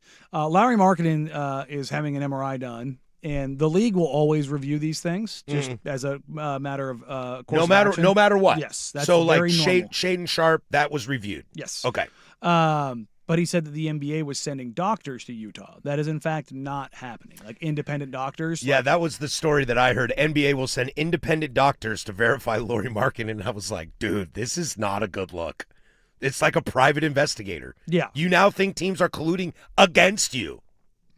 And what do we say? If Adam Silver represents the owners and the owners are okaying you to tank, you are circumnavigating your representative. Well, I'll just say this again. There's a particular team out there that has Utah's pick that is very mindful of things going on in Very Utah. aware. Because if the pick falls outside of the top 8, OKC gets it. Mm-hmm. Shocking. I don't know who this guy is, somebody Loman, but he tweeted this out in jest. Mm-hmm. Silver is creating the Jazz villain arc. Utah should just start diagnosing their players with insane things just so Adam Silver has to send NBA doctors to confirm that Keontae George has leprosy or Kyle Filipowski has been stricken with plethorosis. I don't even know what that is. What if they just started using like mental health things? Yeah. I mean, dude, I can easily get a therapist to tell you that I'm bipolar. Mm-hmm. You know, I could easily come up with that. Depression, anything, anxiety. How many games are left? What's the 25 game suspension Blazers look like? got 23 games left. 25 is 1-2-3 Cancun. I already bought my tickets. But I'm saying like, maybe not Cancun. you could accidentally. We're not going to Mexico. You could right now. accidentally get popped for some bipolar medication that you don't clear through the league office. It's tough, dude. Like that's me being devious. I know, and we are playing a lot of this with Jess because that's where we've got. That's the point we've come to with this. We're not even talking about anti-tanking anymore, dude. We're talking about people against each other. Like people are turning their backs on themselves, on their quote unquote teammates. If the ownership of Utah Jazz have signed up for them to just bottom out and do everything possible to get AJ DeBonsa, that's going against what the commissioner wants you to do. Mm-hmm. And if owners are starting to not blindly but visually turn on their guy, dude, that's a dead man walking. Well, there's also the Can they fire him whenever they want, or do they have to wait for a CBA to go up? I mean they can fire I don't know him. how that goes. You can fire him. And not like that, they can ratify it, but you have to buy him out of his contract and all those kind of things. And I think it takes 21 of the 30, if I remember right. I'd have to double check on that one, but there's this theory going around, I'll say, in the NBA. Ooh, I love it, dude. We need a roll of tinfoil. Oh yeah, I'm gonna get us a roll of tinfoil. When Sprague and I were doing the pod back a couple of years ago, I had a snapback that I wrapped in foil. Yeah, and we had our tinfoil hat segments. It was a literal tinfoil hat. But it was one of those things where, you know what, I may bring that back. I may go find the tinfoil hat and just keep it in here as a little segment. I'm gonna get a roll of aluminum foil, and it's I like just gonna it. live in here. But there is a thought of like, are teams, because these college players and international players are represented by agents now, are they back channeling directly to players to get them into their organizations? And now the clearest line of delineation you can make, which again, Utah, hello, Ryan Smith, Danny Ainge giving $8 million to BYU, and all of a sudden, that's weird. AJ DeBonsa got an $8 million deal to go to BYU and then some. And there's some thoughts out there around Darren Peterson trying to steer to particular organizations, and this is not new. Zachary Rizachet ended up as the number 1 overall pick because Alex Sarr was like, I'm not going to Atlanta. And what was wrong with Atlanta? Why is Washington a better place? International. Oh, French. Fair. And now fair. it was like, well, Rizachet's French. Well, Rizachet didn't care.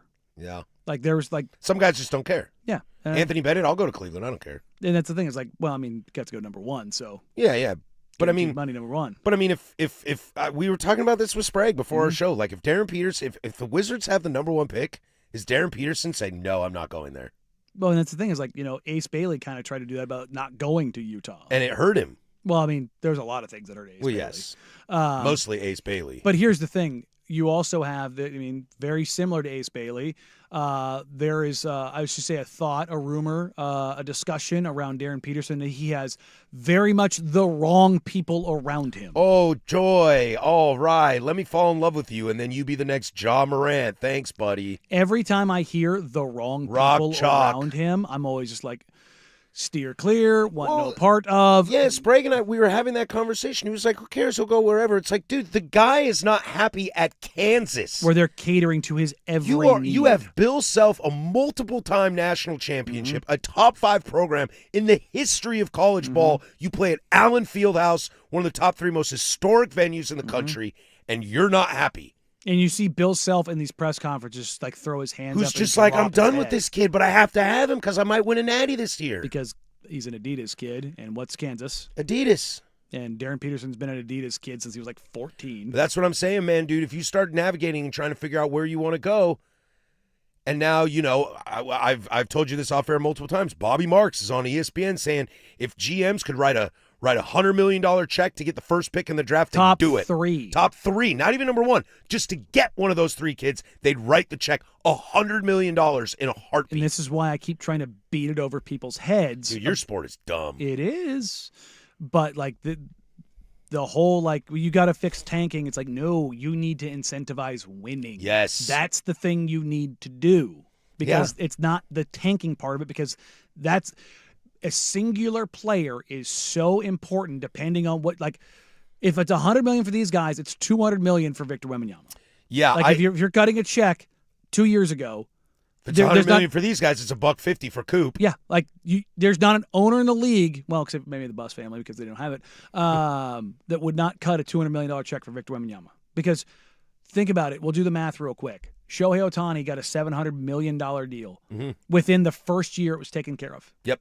The Dodgers reportedly made around $1 billion off Shohei Ohtani. Basically NIL of So Shohei. they made $300 million TV deals, already jerseys, off of that. Bobbleheads. Dude, his dog is in commercials. Yes. So it's like Stateside, not just Japanese side, stateside. And then you don't even factor in the international market, which if you go to Japan like during baseball season. That's why he makes $2 million a year because he makes 35 in endorsements. It's like, yeah, dude, this is where it all comes into. So the idea, and a singular player is so much more impactful in basketball than any other sport. And I think this goes to show, well, it sounds like the reporting was incorrect, and I'm glad that he retracted. Tony did, Yeah, I'm glad that he redacted it, and, private doctors aren't going there, et cetera.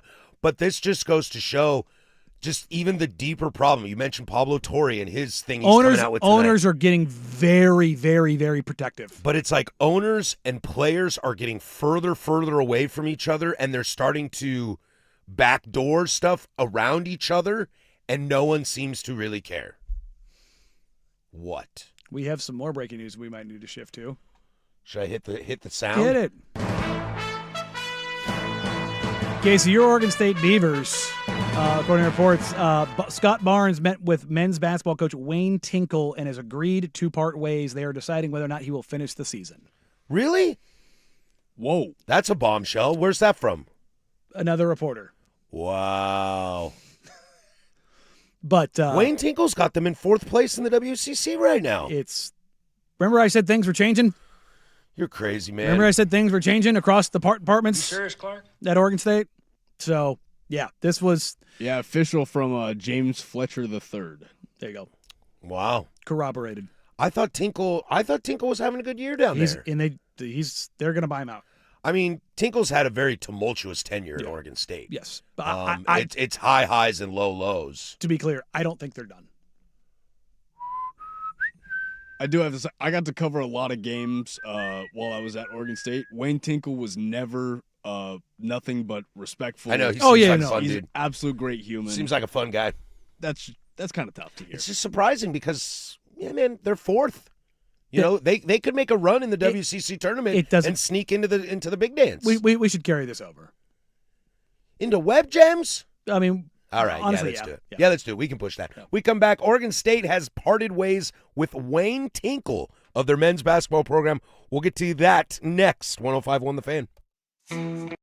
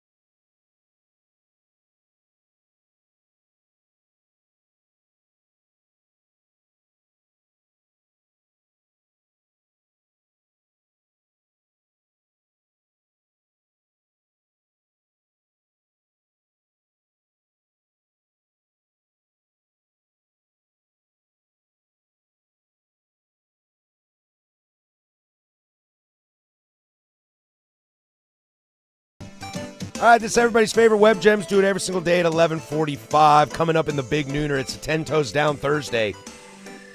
So get those in, 503-864-6326. If you got any Beaver questions, you can send them in as well. As we're going to pivot here away from Web Gems and stick with this story that's just breaking. Confirmed by multiple outlets that Oregon State and head basketball coach Wayne Tinkle have mutually agreed to part ways. Oregon State currently in 4th in the WCC right now. They are a 500 record.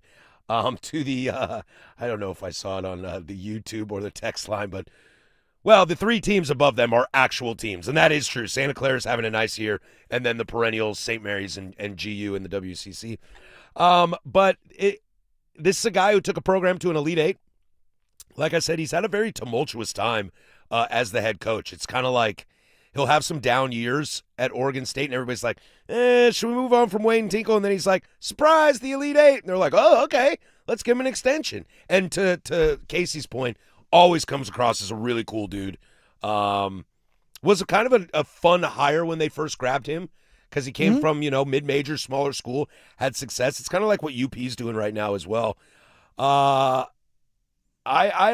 It's surprising.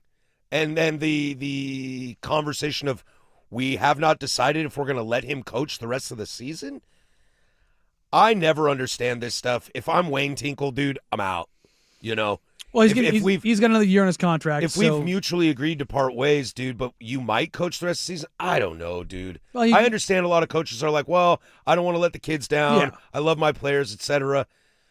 I think most people are at the point now where they understand that this is business. Oh, yeah, no. But, his favorite players that love Tinkle on the team, I can't imagine they're like, you know what, I've changed my mind about Wayne Tinkle because he didn't stick through a job that he basically got fired at.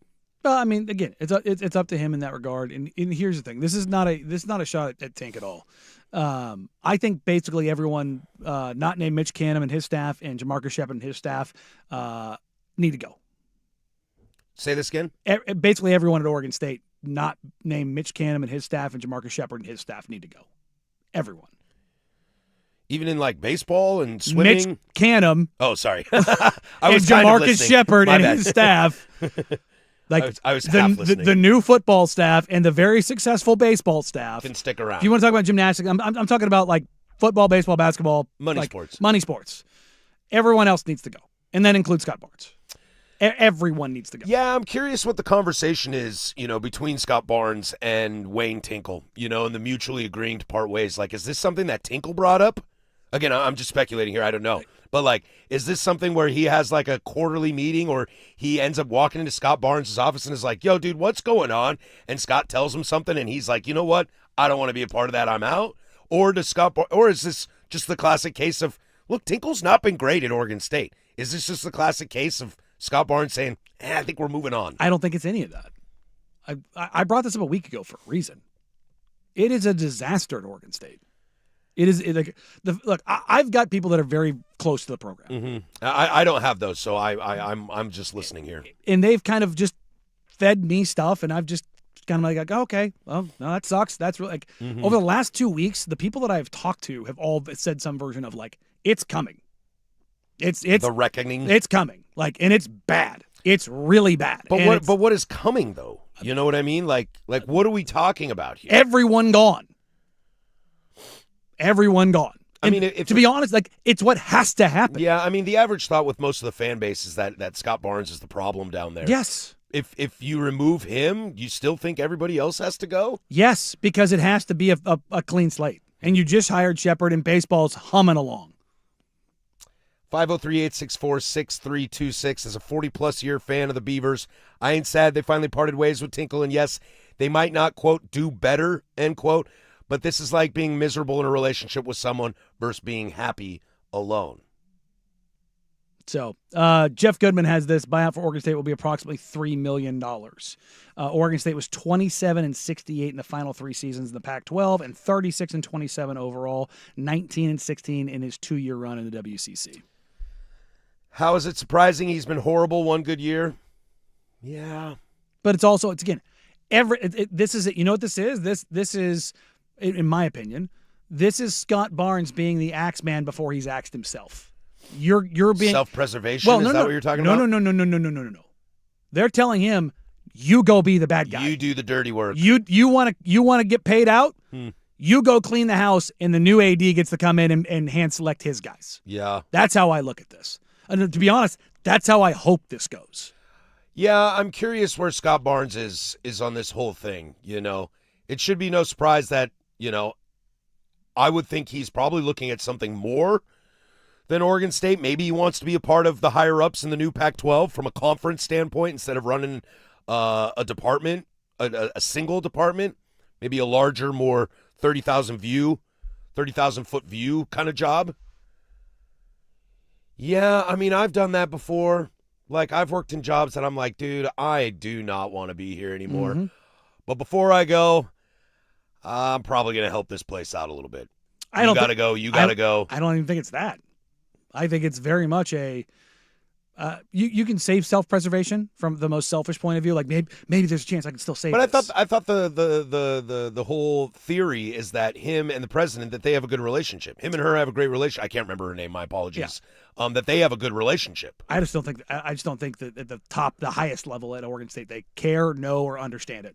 I think that's the biggest problem. The sports department at Oregon State is a strange thing, especially when you think about like kind of the alumni from that school and their lack of desire to invest in the sports program. Yeah, I mean, now, I know Jamarcus was like flat out said, like, let's bring everybody back. Yeah, he gets it. Mitch Canham, was he a part of that program for forever? Yes. Like, do they bring guys back around? Yes. Like NVIDIA Bro donates a ton of money to the engineering school and then stopped. Yeah, like, because what is that about? Well, they screwed up. That's what I'm saying. It's the very top of the university.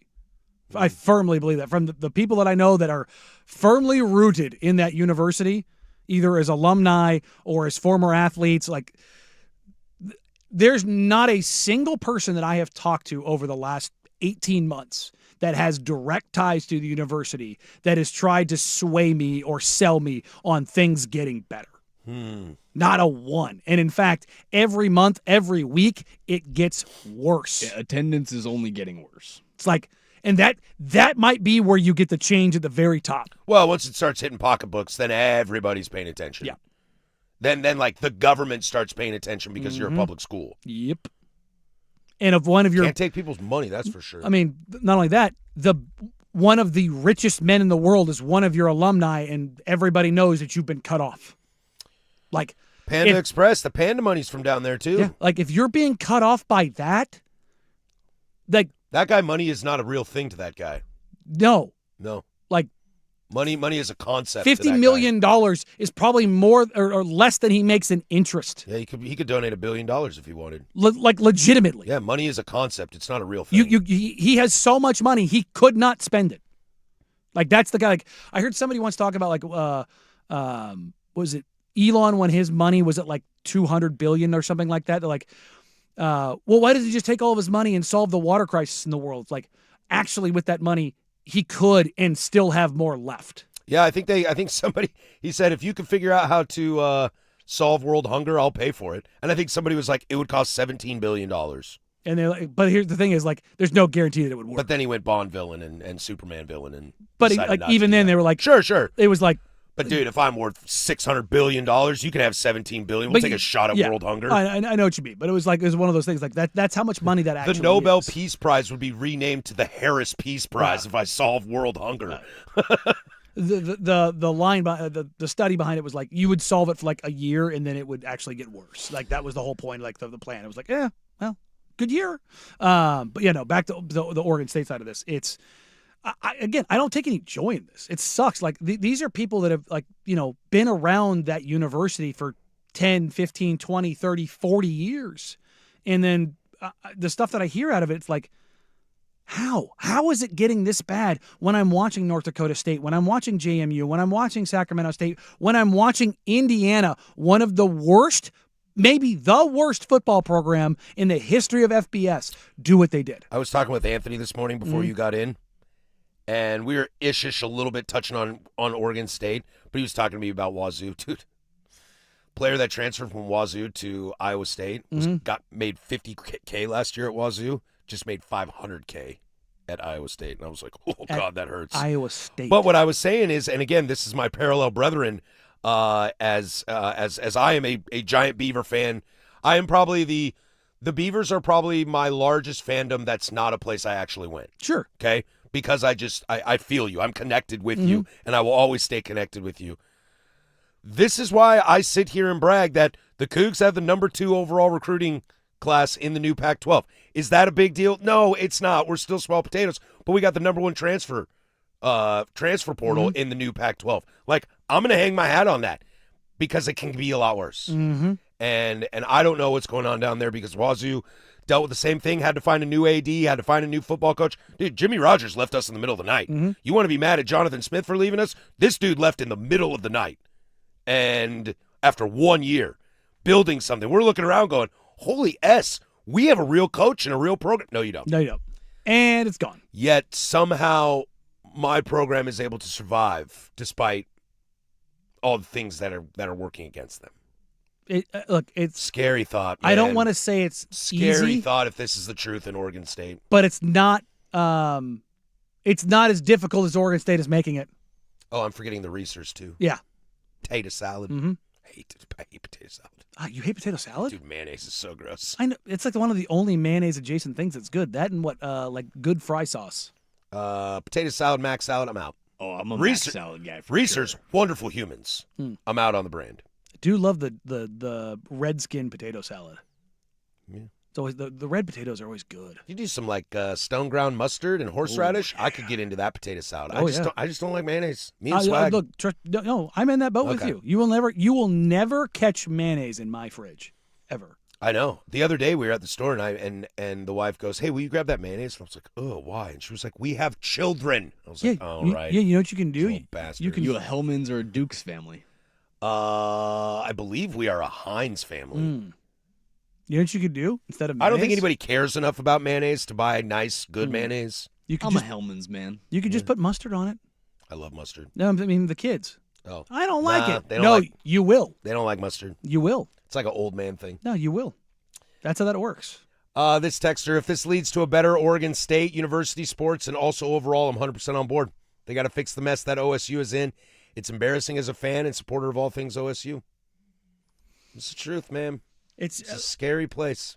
It's one of those things where you're like, how can this get worse? And then it gets worse. You're like, what? I mean, Silver's showing us that in the NBA. It gets worse by the day, I'm- and we don't even know what Pablo's going to say tonight.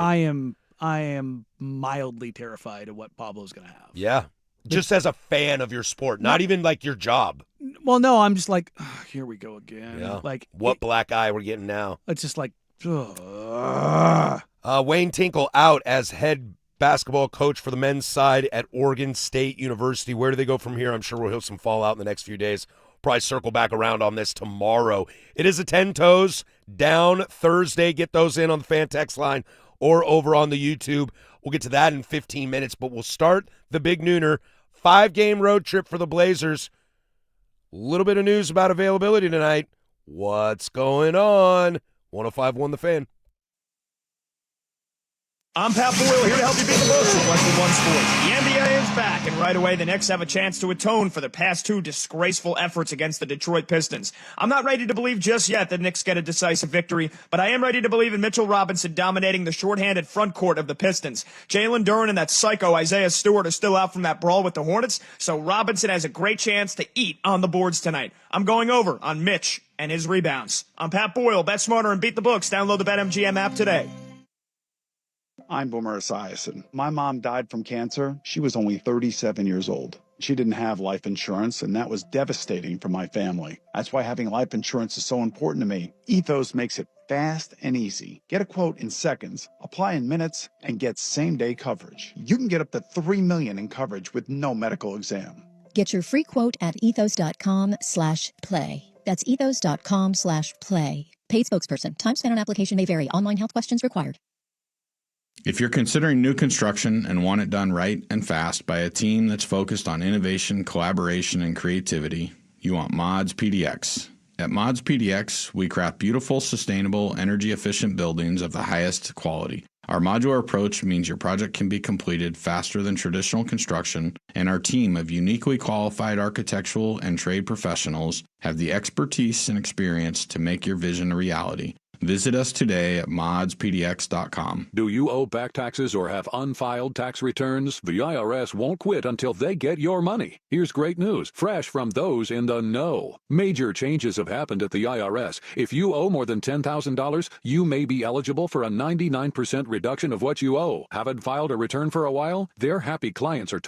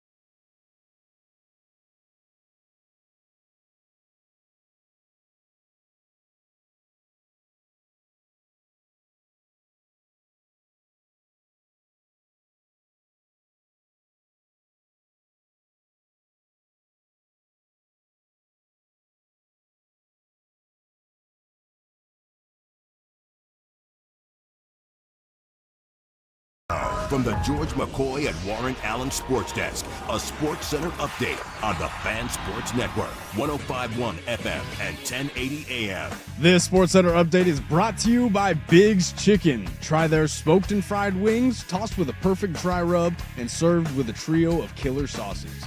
Menus at bigschicken.com. First on the Fan, your Portland Trailblazers start their 5-game road trip off in Chicago, taking on the Bulls at 5 p.m. Blazers will be without Denny Avdia, Damian Lillard, Shaedon Sharpe, and Caleb Love, while Robert Williams, Young Hansen, and Donovan Clingan are all listed as questionable. However, Portland still comes into the contest as 4.5-point favorites. Your Portland Timbers have officially signed Chilean international forward Alexander Aravena on a loan from Gremio. Aravena joins the club through 2026 on a club purchase option. The NFL Combine officially starts today with defensive linemen, linebackers, and kickers starting on the on-field workouts. That is getting started just right now, as 9 Oregon Ducks have received invitations to the Combine.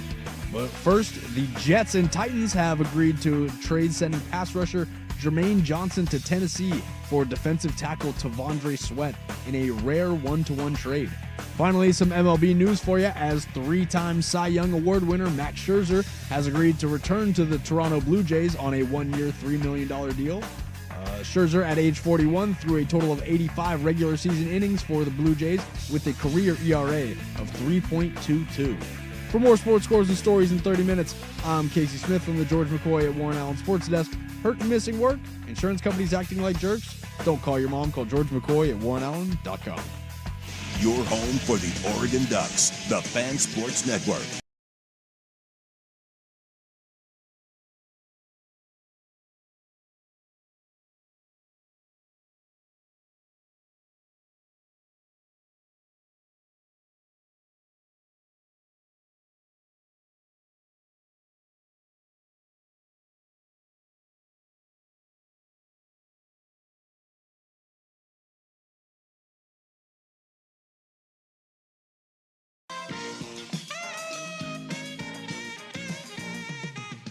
Welcome to the Big Nooner, the firm of Harrison Meringue. We do this bad boy every single day, Monday through Friday from 10 a.m. to 1 p.m. Thanks for being a part of our day. We're happy to be a part of yours. Reeling off the news that Wayne Tinkle has been relieved of duties at Oregon State. 10 toes down. Coming up here in about 15 minutes. Get those in, please, and thank you very nicely. Probably do a double seggy if you guys want it. 503-864-6326 is the text line, or over on the YouTube chat. Can be 10 toes down about anything you like. Answers, unequivocal answers to your questions in your sports life, your home life, your work life, your work wife, whatever it might be. Whatever it might be. Danny, we're on the road today, my friend. Basketball is back. 5-game road trip. 5-game road trip. The Portland Trailblazers are in Chi-Town tonight. The losers of 10 straight. And I think 14 of their last 16. Is that what I heard Swag say this morning? They're 0 for February. 0 for February, huh? Month is optional. Mm-hmm. Blazers will be in Chicago tonight, Saturday at Charlotte, back-to-back at Atlanta on Sunday, Memphis next Wednesday, and Friday in Houston before coming back home on March 8th against the Pacers. Man, if I would have looked at that schedule, that March 8th game, I might have gone to that game to watch Hallie. No, you wouldn't. Yeah, you're right. But not only that, it's spring forward. You'd have been like, oh, I can't stay up late. Yeah. Can't stay up late. Yeah, you know me. You know me. Although it's a Sunday tip, though. Oh, 6 p.m. on Sunday? That's way too late. Wait, 6 p.m. Man local? River, yeah. Here? Sunday, March 8th, Here? 6 p.m.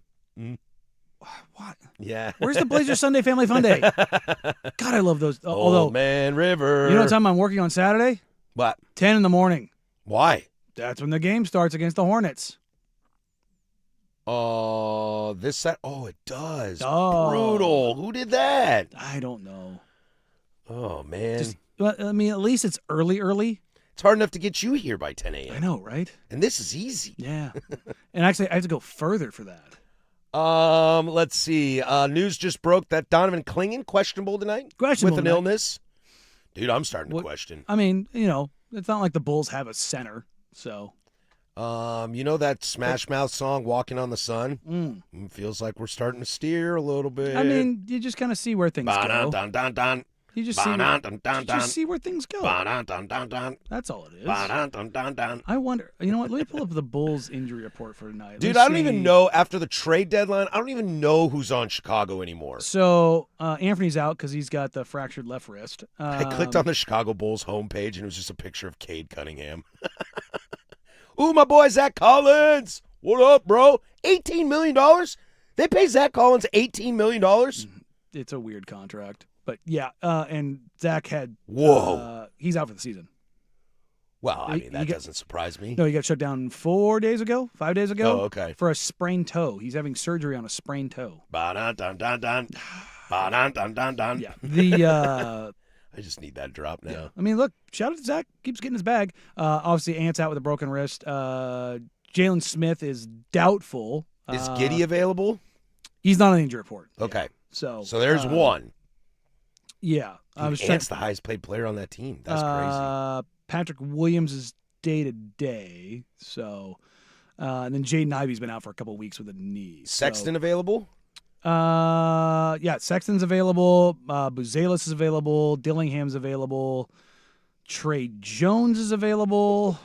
Dude, bro, they got 8 guards on their roster. Is Trey still on the roster? Dude, they have 8 guards on their roster. Yeah, no, Trey's still on the roster. I was so confused for a second. I'm like, wait, what? Think the Zers over here could get a couple of them guards? It's like the Dave Chappelle meme. You got any more of them guards over there? Oh, God. Nick Richards will start at center, and then Ulbrich will play if he's with the team. Like, they don't have any bigs, so, yeah. Dude, what is your roster? 15-man roster? They got 8 guards. Mm-hmm. 8. Mm-hmm. Half your roster is guards. Mm-hmm. I would just throw out 5 guards and just see what happens, just for fun. Well, is Giddey listed as a guard? Yeah, Giddey's not is. a guard. He's 6'8". He's not a guard. This says he's 6'7". Yeah, okay. Zach Collins is listed at 6'9". He ain't 6'9". He's taller than that. He's 7 foot. Yeah, that's what I thought. Yeah, my whole thing with NBA measurements, I'm done with them. Why would we want him to be shorter? It's just why would if he's 6'9", if he writes 6'9", but he's actually 6'8", that I understand. Yeah, why are we going backwards? They've got Zach at 6'9" and Modest is 6'8". I'm just like, okay, Modest is 6'8", maybe 6'9", and Zach was 7 foot. No, Zach is 7 foot. It's just, hey, he's still good looking. That's a good little picture. You're telling me Zach Collins is 2 inches taller than Josh Giddey? No. Okay. No. Okay. You're telling me he's as tall as LeBron? No, he's taller than LeBron. Yes. Yeah. LeBron will always and forever be the 6'8" marker for me. Yeah. Yes. If you're taller than 6'8", okay, you're taller than LeBron. That's how I measure it. Yeah. I mean, and LeBron's every bit of 6'8", probably close to 6'9". Yeah. It's all very dumb. But yeah. What do we expect from the Blazers tonight? Sounds like Rob Will's questionable as well. Small ball lineup. Yeah, small ball lineup. I mean, they've been wanting Scoot, maybe? Get a start tonight? I don't think he's going to start. I think they need. You think they run back that same starting line, assuming Donovan can play like Chris Murray in a starting position? And honestly, if Donovan doesn't play, I almost would guarantee Chris Murray starting. The Young Bong? I don't know if they'd start Young. I don't know. I don't think so. I don't think so. They did recall him from the remix though. Hey, if you want to slide for this road trip. Hey, dude, you want to slide into the sun, dude? Young Bong in the starting five. Well, that'll do it for you. You get the Noah Vonleh Memorial minutes where you start the first half, play 6 minutes, maybe start the second half. Might as well be walking dude, Just so we're it's clear, a new theme song.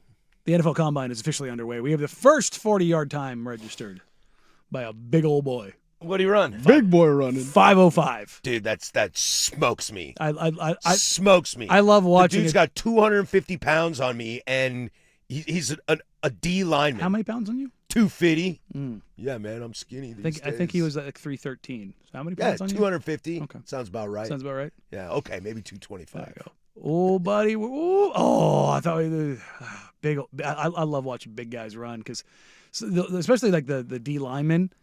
Their 10-yard splits are actually insane for how big they are, but then you realize that's about as fast as they go. Yeah, it's something I don't really understand. They don't keep accelerating. Yeah, like why do I need to see a D lineman run a 40-yard dash? Yeah, catch a guy down, you know? Just how 40 fast, yards? I mean, just, what's their legit top end Dude, speed? if Jamar Chase catches a ball over the middle, homeboy ain't running 40 yards to go get him. Julius Peppers would. You're talking about one of the most freak D linemen of all time. I think it's the 20-yard split that they care about the it's the 10 and the 20. That's what they want to see. Peppers is a Hall of Fame football player that might have been a better basketball player. 4.85 for the big fella. There you go. We got our first sub-5 What was the time. story on Julius Peppers, how he had his own category coming out of high school because he was just that good of a football player? Basically, whatever position the first you plugged, 6-star. Oh, he was a 5-star. They call it it was like a jack of all trades. It was like his Brendan Haywood when Julius Peppers was playing at North Carolina basketball. I remember Haywood.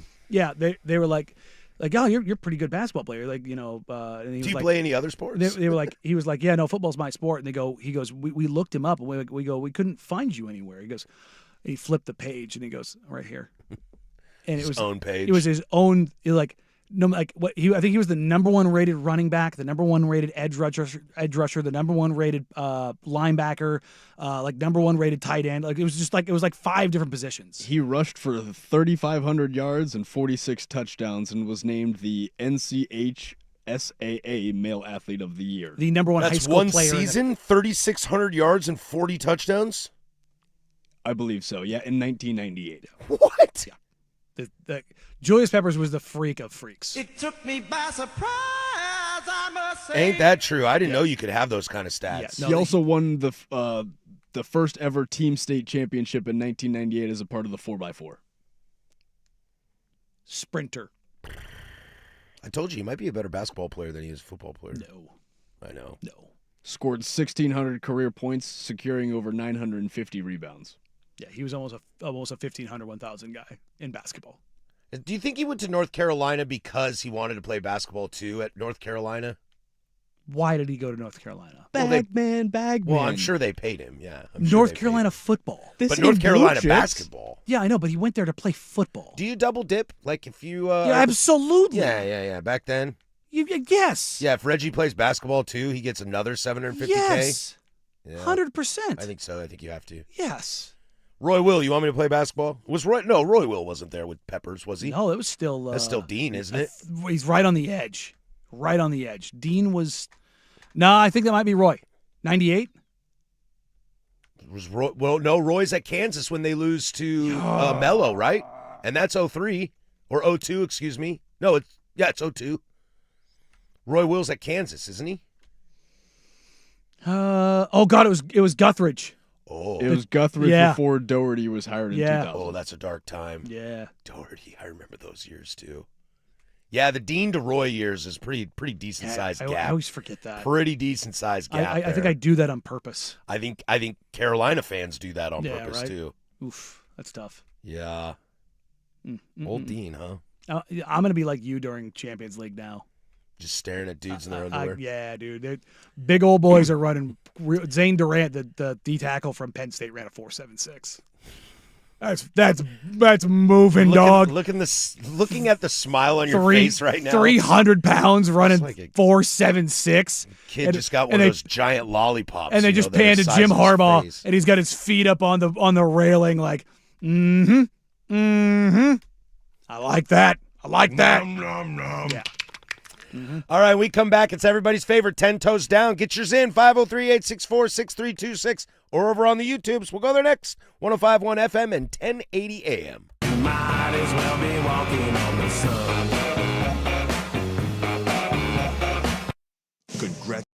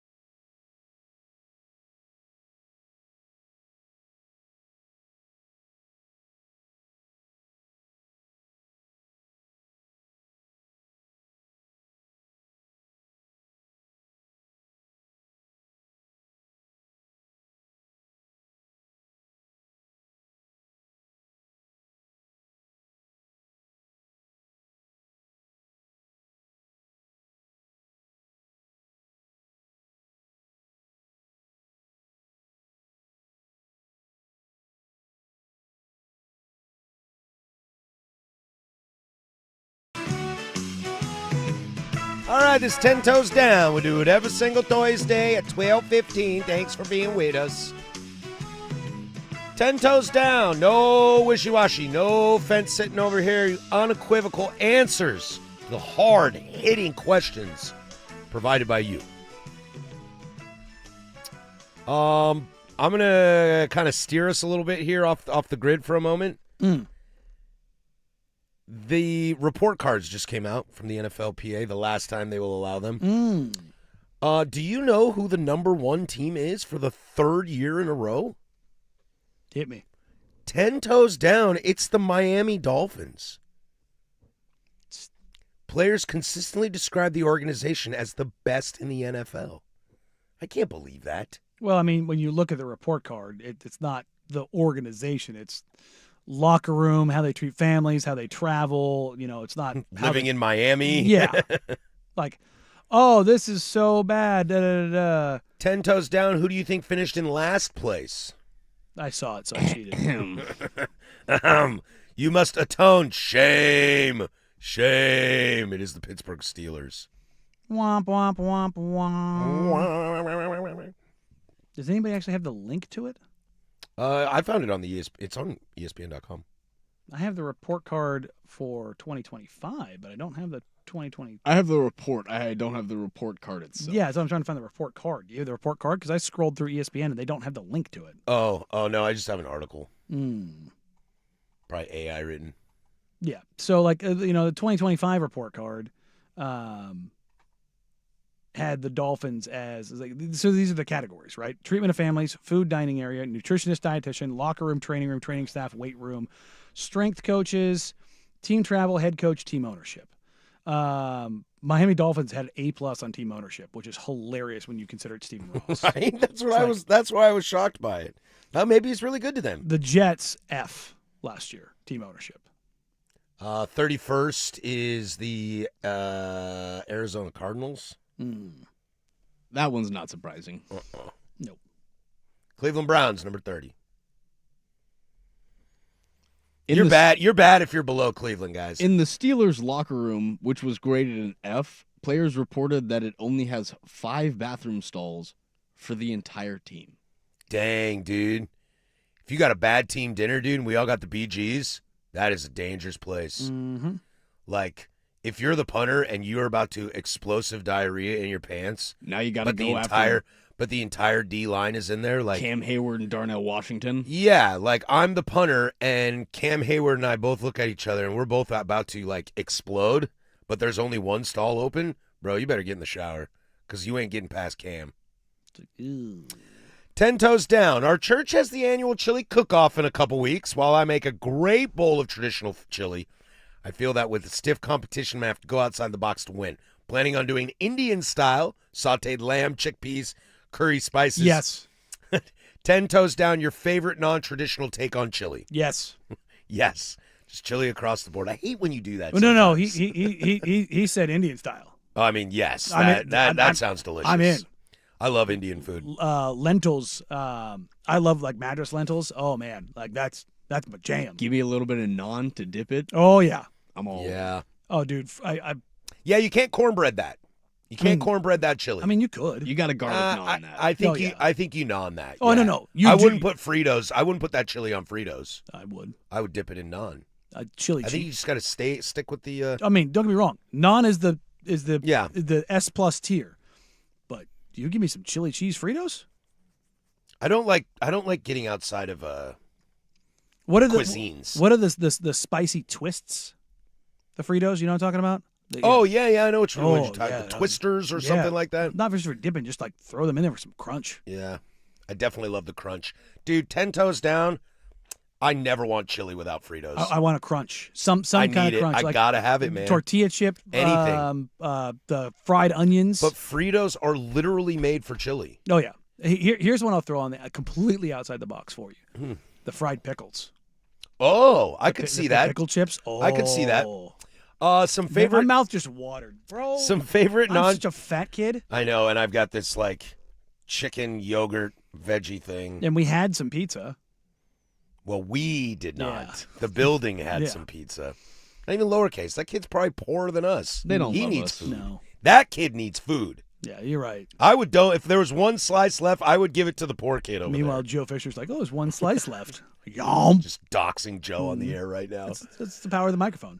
Your favorite non-traditional take on chili, something that I've done in the past that worked out really, really well, that was kind of fun, is I used some gorgonzola in it, and it just kind of gave it this really nice tang to it. A little consistency, too. Yeah, it gave a little nice tang, thickened it up a little bit. I like a thicker chili. I don't like it Me super too. watery. Me too. Also, the people that like rant and rave about beans in chili or not, either way's fine. Totally. I was like, I do not have an opinion. 10 toes down, I have no toes down on that opinion. and like it's the same thing with like ribs. Like it has to be this. I'm like, no. Sometimes I like a dry rub. Sometimes I like a sauce. Sometimes I like beef, sometimes I like pork. I think beans is what makes the chili. Oh, dude, people will light you up. Otherwise, it's a soup. Texas chili is just meat, man. That's a soup. Yeah, That's a tortilla. Is chili soup. not a soup though already? It's soup Oh, adjacent. God, man, I hate these combos. That's like as a hot dog a sandwich. Right. But yeah, no. I mean, by literal lot. Well, I guess there's no broth. Oh God. Yeah. It is what it is. But no. God, now I want a chili dog. I said hot dog and chili. Have you ever had a chili dog and been like, that wasn't good in the moment? Now I'm not Never. talking about later. Never. It's hot dog adjacent. Like you've never had a barbecue and like had a hot dog and like, oh, I regret that. Never. Bubba loves chili dogs, and every time he gets a chili dog, I'm like, yeah, I'll have one of those too. Or he's like, can we stop and get corn dogs? I'm like, yeah, I'm down. Chili dog with some jalapenos. Oh man, God dang it! This is the problem. I have not eaten a single bite today. I know. I'm I'm starving. I'm gonna ask you another food question too. 10 toes down, AM, PM, gas station, fast food, grab and go. Oh, I mean, Yes. I mean, the corn dog is big on my list. I'm all for it. Are we going with just the AM/PM, or are we talking about like particular Just, locations? Because Just a whatever the bodega is. Buc-ee's reigns supreme. I don't know what that is. Man, it's down south. Oh. Yeah. But They have their own merch. Oh, no, that doesn't count. No. I'm talking, like an AM, PM, or just the normal corner store hot bar right there. I'm a Corn dog for life, probably number one for me. chicken tenders as long as they haven't been sitting there for hours on hours. Dude, the pizza stick's hard to say no to. But I was just man. gonna go A pizza hot stick. pizza stick. I was gonna is- go Jason jalapeno popper because it can sit in there for hours and be totally fine. Yeah, the hot pizza stick. Oh man. But here's the thing. I'm ready to poop for days. I'll eat Here's one the of thing those. that makes the entire thing. How good is your ranch? You Oh, have to have I'm- good I'm- ranch. I'm not a big ranch guy. Oh. I don't use a lot of ranch. Whether it's chicken, whether it's pizza, whether it's poppers, whatever it is. Because if you get the ranch where it's like the one where you got to peel the lid, you're just like, oh, that's rancid. It kind of looks like mayo. Mm-hmm. But if you get a spot that has like their own ranch, like they have their own recipe ranch, or they have like a local partner ranch, ooh, that place will slap. Rufio reminds me of this on the chat. Do you know Cluck's? Oh yeah. Yeah, at the gas stations. Mhm. I've never had that chicken, but he's telling me it's highly rated. Oh no, it's like as far as gas station food Look, goes. guys. Also, like 10 toes down here, if we're making like strong statements. If you bread and fry chicken, it's bomb. Bro, there's a Like no matter how you do no, it. no. There are certain places that do it It's better. like sex. It's still awesome. Did Did you just shake that off? No, the chicken, not the sex. Oh. Yeah. I No. thought he was like, It felt like a shake. Right? No. It felt like a shake I was still hanging on the chicken. Like, bro, this guy mistake. chases fastballs. Like, I got the I- best fastball in the game. I'm just I pumping did the heaters one. today. Yeah. Yeah. Give him the heater, Ricky. Yeah. No. I was still. I'm starving right now. No, there's a Chevron, Home Depot exit in Tigard. They have like a massive hot case. Oh, okay. And it is like it's right off the freeway. You will go in there at any time of day, and people are lining up. Like they just do it. Its location matters, but like they just do it better. I used to think that all Home Depots did that because of that spot. Yeah. I No, mean- it's just like that. You know what I'm talking about, right? Oh like, yeah, since I've been a child, I've been going there for chili dogs. Yeah, no, they used that- to have teriyaki there. That Chevron just has it just slaps. It does it like some gas stations just do it better. Yeah. That's why I like calling them bodegas, corner stores. I love a good corner But store. no. But there's a real difference though. There's the gas station and there's the bodega because certain bodegas, depending on where you go to, specialize in certain foods. Like there's some bodegas you can get absolutely banging sandwiches. Yeah. Some have banging Chinese Well, food. I think that's how, like, isn't Pennsylvania like that? Like outside of Philly or something, there's gas stations that have baller sandwiches. Yes. Yeah, I went to one in San Francisco that actually was an Italian restaurant. Yep. Oh, okay. Some of the best pappardelle I've ever had. Just sitting in the back there while you're Yep. filling up the tank. Dude, that's why you need an electric vehicle. You charge that bad boy and just have a nice Italian. Pop on down. Have a nice calzone or something. More 10 toes when we come back. That's Casey. He's got sports. Now, from the George McCoy and Warren Allen Sports Desk, a Sports Center update on the Fan Sports Network, 105.1 FM and 1080 AM. First on the Fan, your Portland Trailblazers start their 5-game road trip off in Chicago, taking on the Bulls at 5 p.m. Blazers will be without Denny Avdia, Damian Lillard, Shaedon Sharpe, and Caleb Love, while Robert Williams III, Young Hansen, and Donovan Clean are all listed as questionable. However, Portland still comes into the contest as 4.5-point favorites. Your Portland Timbers have officially signed Chilean international forward Alexander Aravena on a loan from Gremio. Aravena joins the club through 2026 on a club purchase option. The NFL Combine officially starts today with the defensive linemen, linebackers, and kickers starting the on-field workouts. We currently have the big boys on the defensive line running their 40-yard dashes as Zane Durant leads with the fastest time of a 4.76. Finally, some MLB news for you as 3-time Cy Young Award winner Max Scherzer has agreed to return to the Blue Jays on a 1-year, $3 million deal, according to ESPN's Alden Gonzalez. Scherzer, at age 41, threw a total of 85 regular season innings for the Blue Jays with a career ERA of 3.22. And for more sports scores and stories in 30 minutes, I'm Casey Smith from the George McCoy at Warren Allen Sports Desk. Hurt and missing work? Insurance companies acting like jerks? Don't call your mom. Call George McCoy at warrenallen.com. Recruiting with Andrew Nemec, Thursday evenings at 7.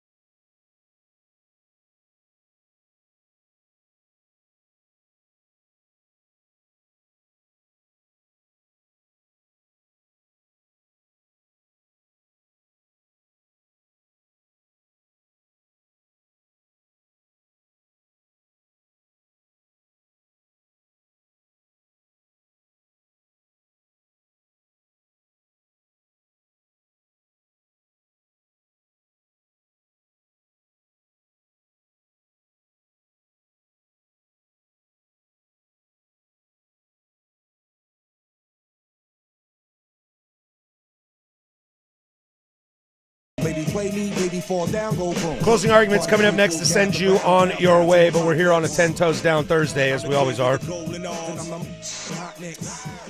just had a friend text me saying beans are gross. And I totally agree, beans are gross. I like them in chili, though. Outside of that, dude, I want nothing to do with beans. I never do. I'm a big gumbo fan, so I gotta. I'm out. Yeah, I'd rather have etouffee than gumbo. Can someone explain to me refried beans for a second? Yeah, they're delicious. Dude, How are they you? look terrible. I don't They taste care. terrible. No, they taste They incredible. smell terrible. They smell incredible. Oh, dude, I am out. I am so hard out on refried beans. It's not even funny. I would rather have a turkey sandwich with mayonnaise than refried beans with a burrito. That just shows me exactly who you are. Yeah, dude, beans, get the hell right out of here, dude. Terrible. Refried, dude, it just looks. Yeah, why no is it beans called on a burrito. refried? Why is it called? Is it actually refried? Yeah, because they're cooked with seasonings like onions, and then spices. they mash them. Yeah, and then they let them cool and then reheat them. You're killing me. I believe they're cooked. Well, I find them disgusting, so I've never looked into why they're actually made. I believe they're cooked like steamed, and Okay. then you fry them in a pan. Oh, with okay. seasonings. So this, it's that, and not the other. refried like I let it go cold, but it's like I just cooked it again. It's like bread. We're going to bake bread and then we're going to make toast. Made from cooked and mashed beans, usually pinto, that are then fried with seasonings like onion, garlic, and cumin until thick and creamy. Delicious. Oh, dude, it's so gross. It's like baby food. I keep multiple refried beans in the pantry. The refried, your standard refried beans with the spicy version. I've done my own from scratch. Those are tasty, and also some refried black beans, like refried black beans. 'Cause I'll do like burrito bowls at home. I'll cook up some rice and throw in some refried black beans. I love pinto beans. I love black beans. I like garbanzo beans. I love beans. Beans. Here comes Five Toes Patty. There are times in which I am forced to eat black beans in some stuff because I need the protein and be healthy. I can survive it. I can survive black beans. Garbanzo beans, get out of here, dude. Refried, I'd rather vomit. I'd rather go hungry.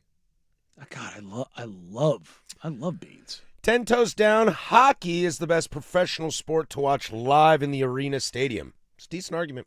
I mean, I don't even think you have to make the argument. It's elite in person. I'm going to go baseball because I'm outside. Didn't you say the other day that you don't like doing that, though? What if it rains? Well, if it rains, then, hopefully you're in Seattle where there's a roof. Did I say that the other day? I could have swore you said something about like the idea of being outside. You were like, "Nah, I'm good." No, I love being outside. Do you though? Yeah. Do you? I do. I really love being outside. I think it was when we were talking about golf. Yeah, that's what it was. Yeah. I gotta be outside. Yeah, you did. Yeah, but I'm like not doing anything that's fun. Like being outside and watching a baseball game, that's fun. Yeah, you say that about baseball, hockey, and soccer are the three best live sports to attend. I had a lot of fun with college basketball when I was in school. I've never been to an NFL game, but I have no real desire to. Soccer's great because it's continuous action. Baseball's great because you're just kicking it in the summer, dude. Cold one, hot dog. I don't Hockey, like where you're going with this. Hockey, like soccer, is continuous action. It's fast paced, so something's always going on. Oh, it's. I mean, hockey is elite. I mean, whether it's minor league hockey, like with the Winterhawks, or an NHL game, like going up to a Kraken game, going to the Crack House. Yeah, dog. 10 Toes Down. Cities should have their own colors, and all professional sports teams in that city should have the same color palette. Boy, do I wish that was the case. Well, I mean, Pittsburgh exists. Yeah, shout out Pittsburgh because they've proven that if you get it right, it is bomb. Yeah, it's the simple things. Yeah. It's not hard to do. It's really cool. I think the only thing that gets tough is like, let's take Oregon, for example, okay? Let's use Oregon as the example. All right, our longest professional team here is the Trailblazers. Black and red, with some white, okay? Maybe that's the color palette, okay? Black and red with some white trim. Okay, so then the Timbers have to be black and red. The Thorns, who are black and red, have to be black and red. The Fire, black and red, et cetera, et cetera. What do you do with Beavs and Ducks? Is the college teams just the outlier? Because obviously, Yeah. like Pitt is not black and yellow. Pitt's blue and like a gold. They're blue and yellow. Blue and yellow. So college has just become the exception to the rule. Is that what it is? Yeah, I think it's kind of how you have to do it.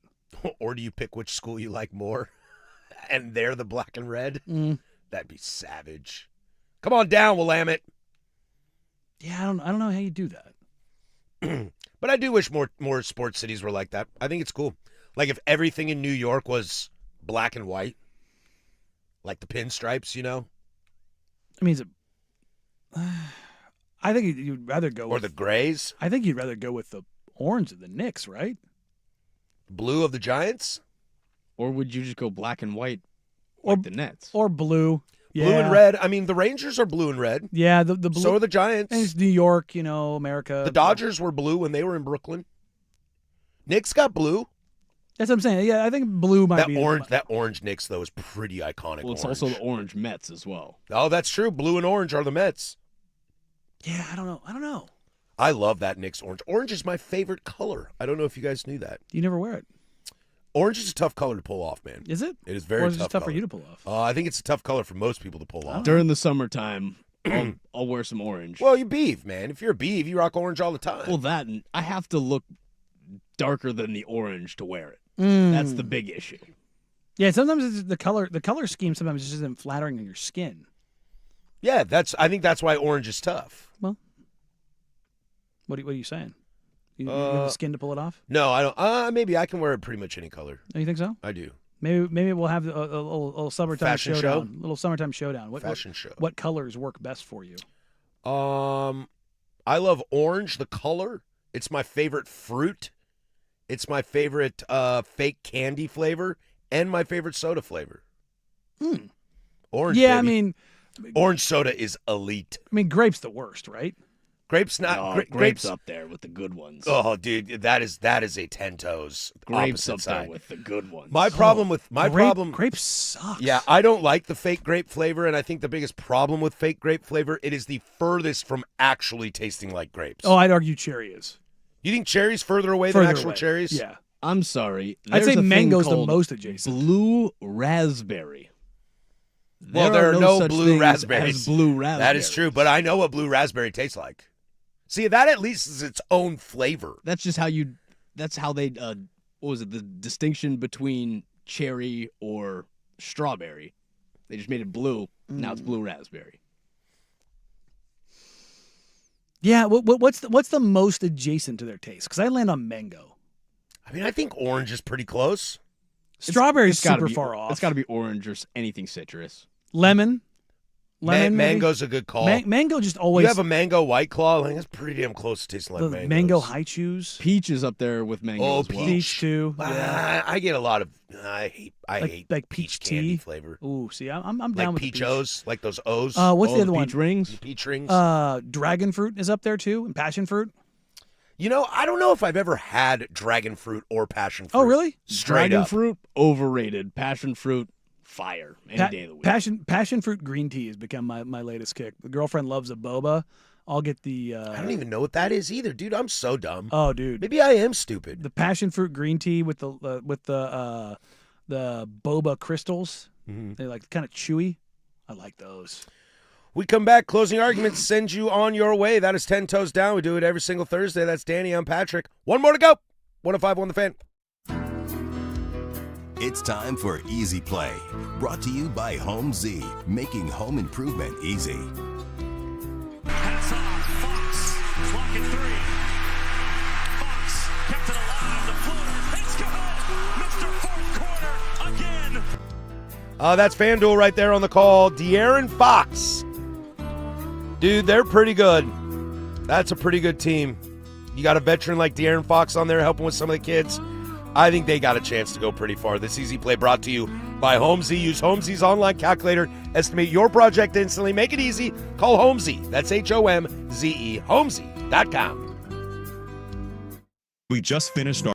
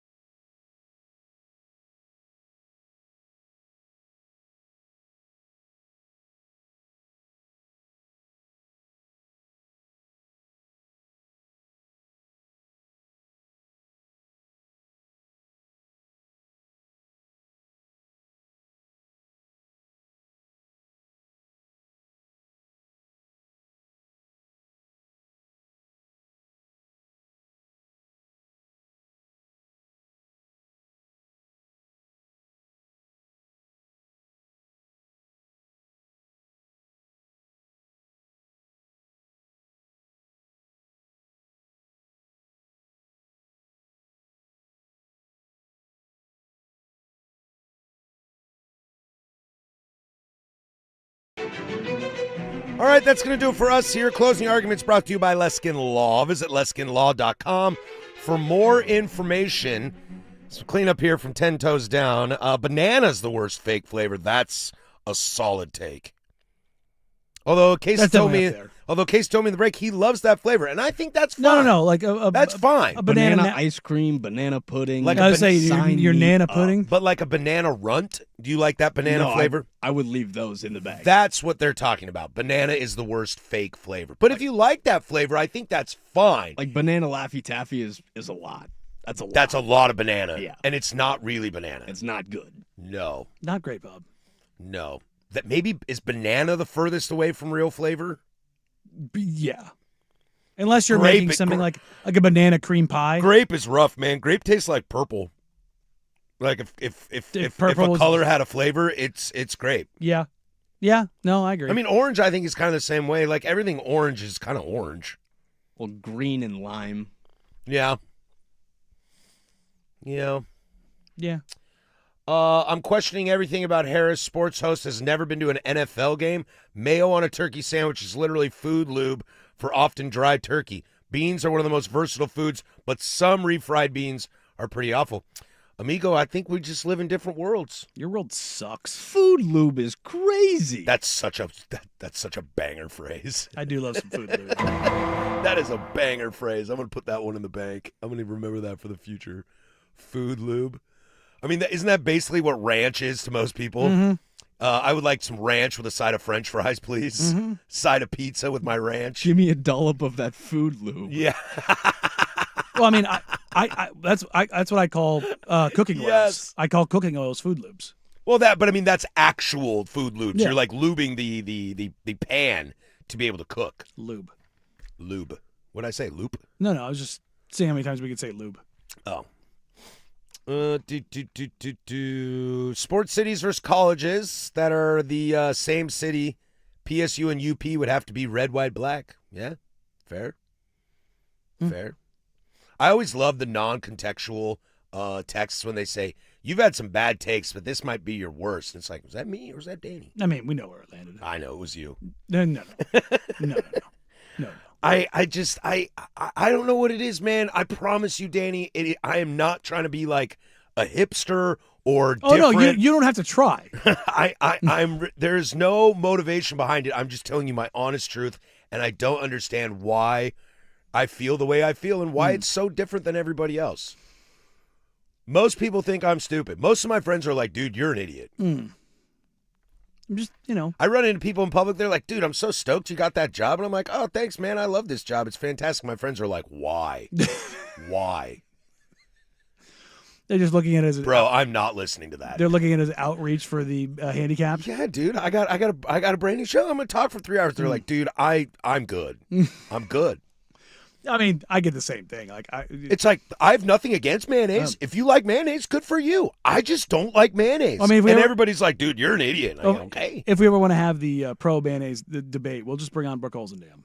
She pro mayonnaise? Oh yeah. No, you kidding me? I think she did the thing with Brooke. Don't kill me. I think it was Best Foods. Like she was singing their praises on the podcast with Hold All. And real quick too, shout out Brooke. Yeah, I caught the interview this morning with her on Dirt and Sprague.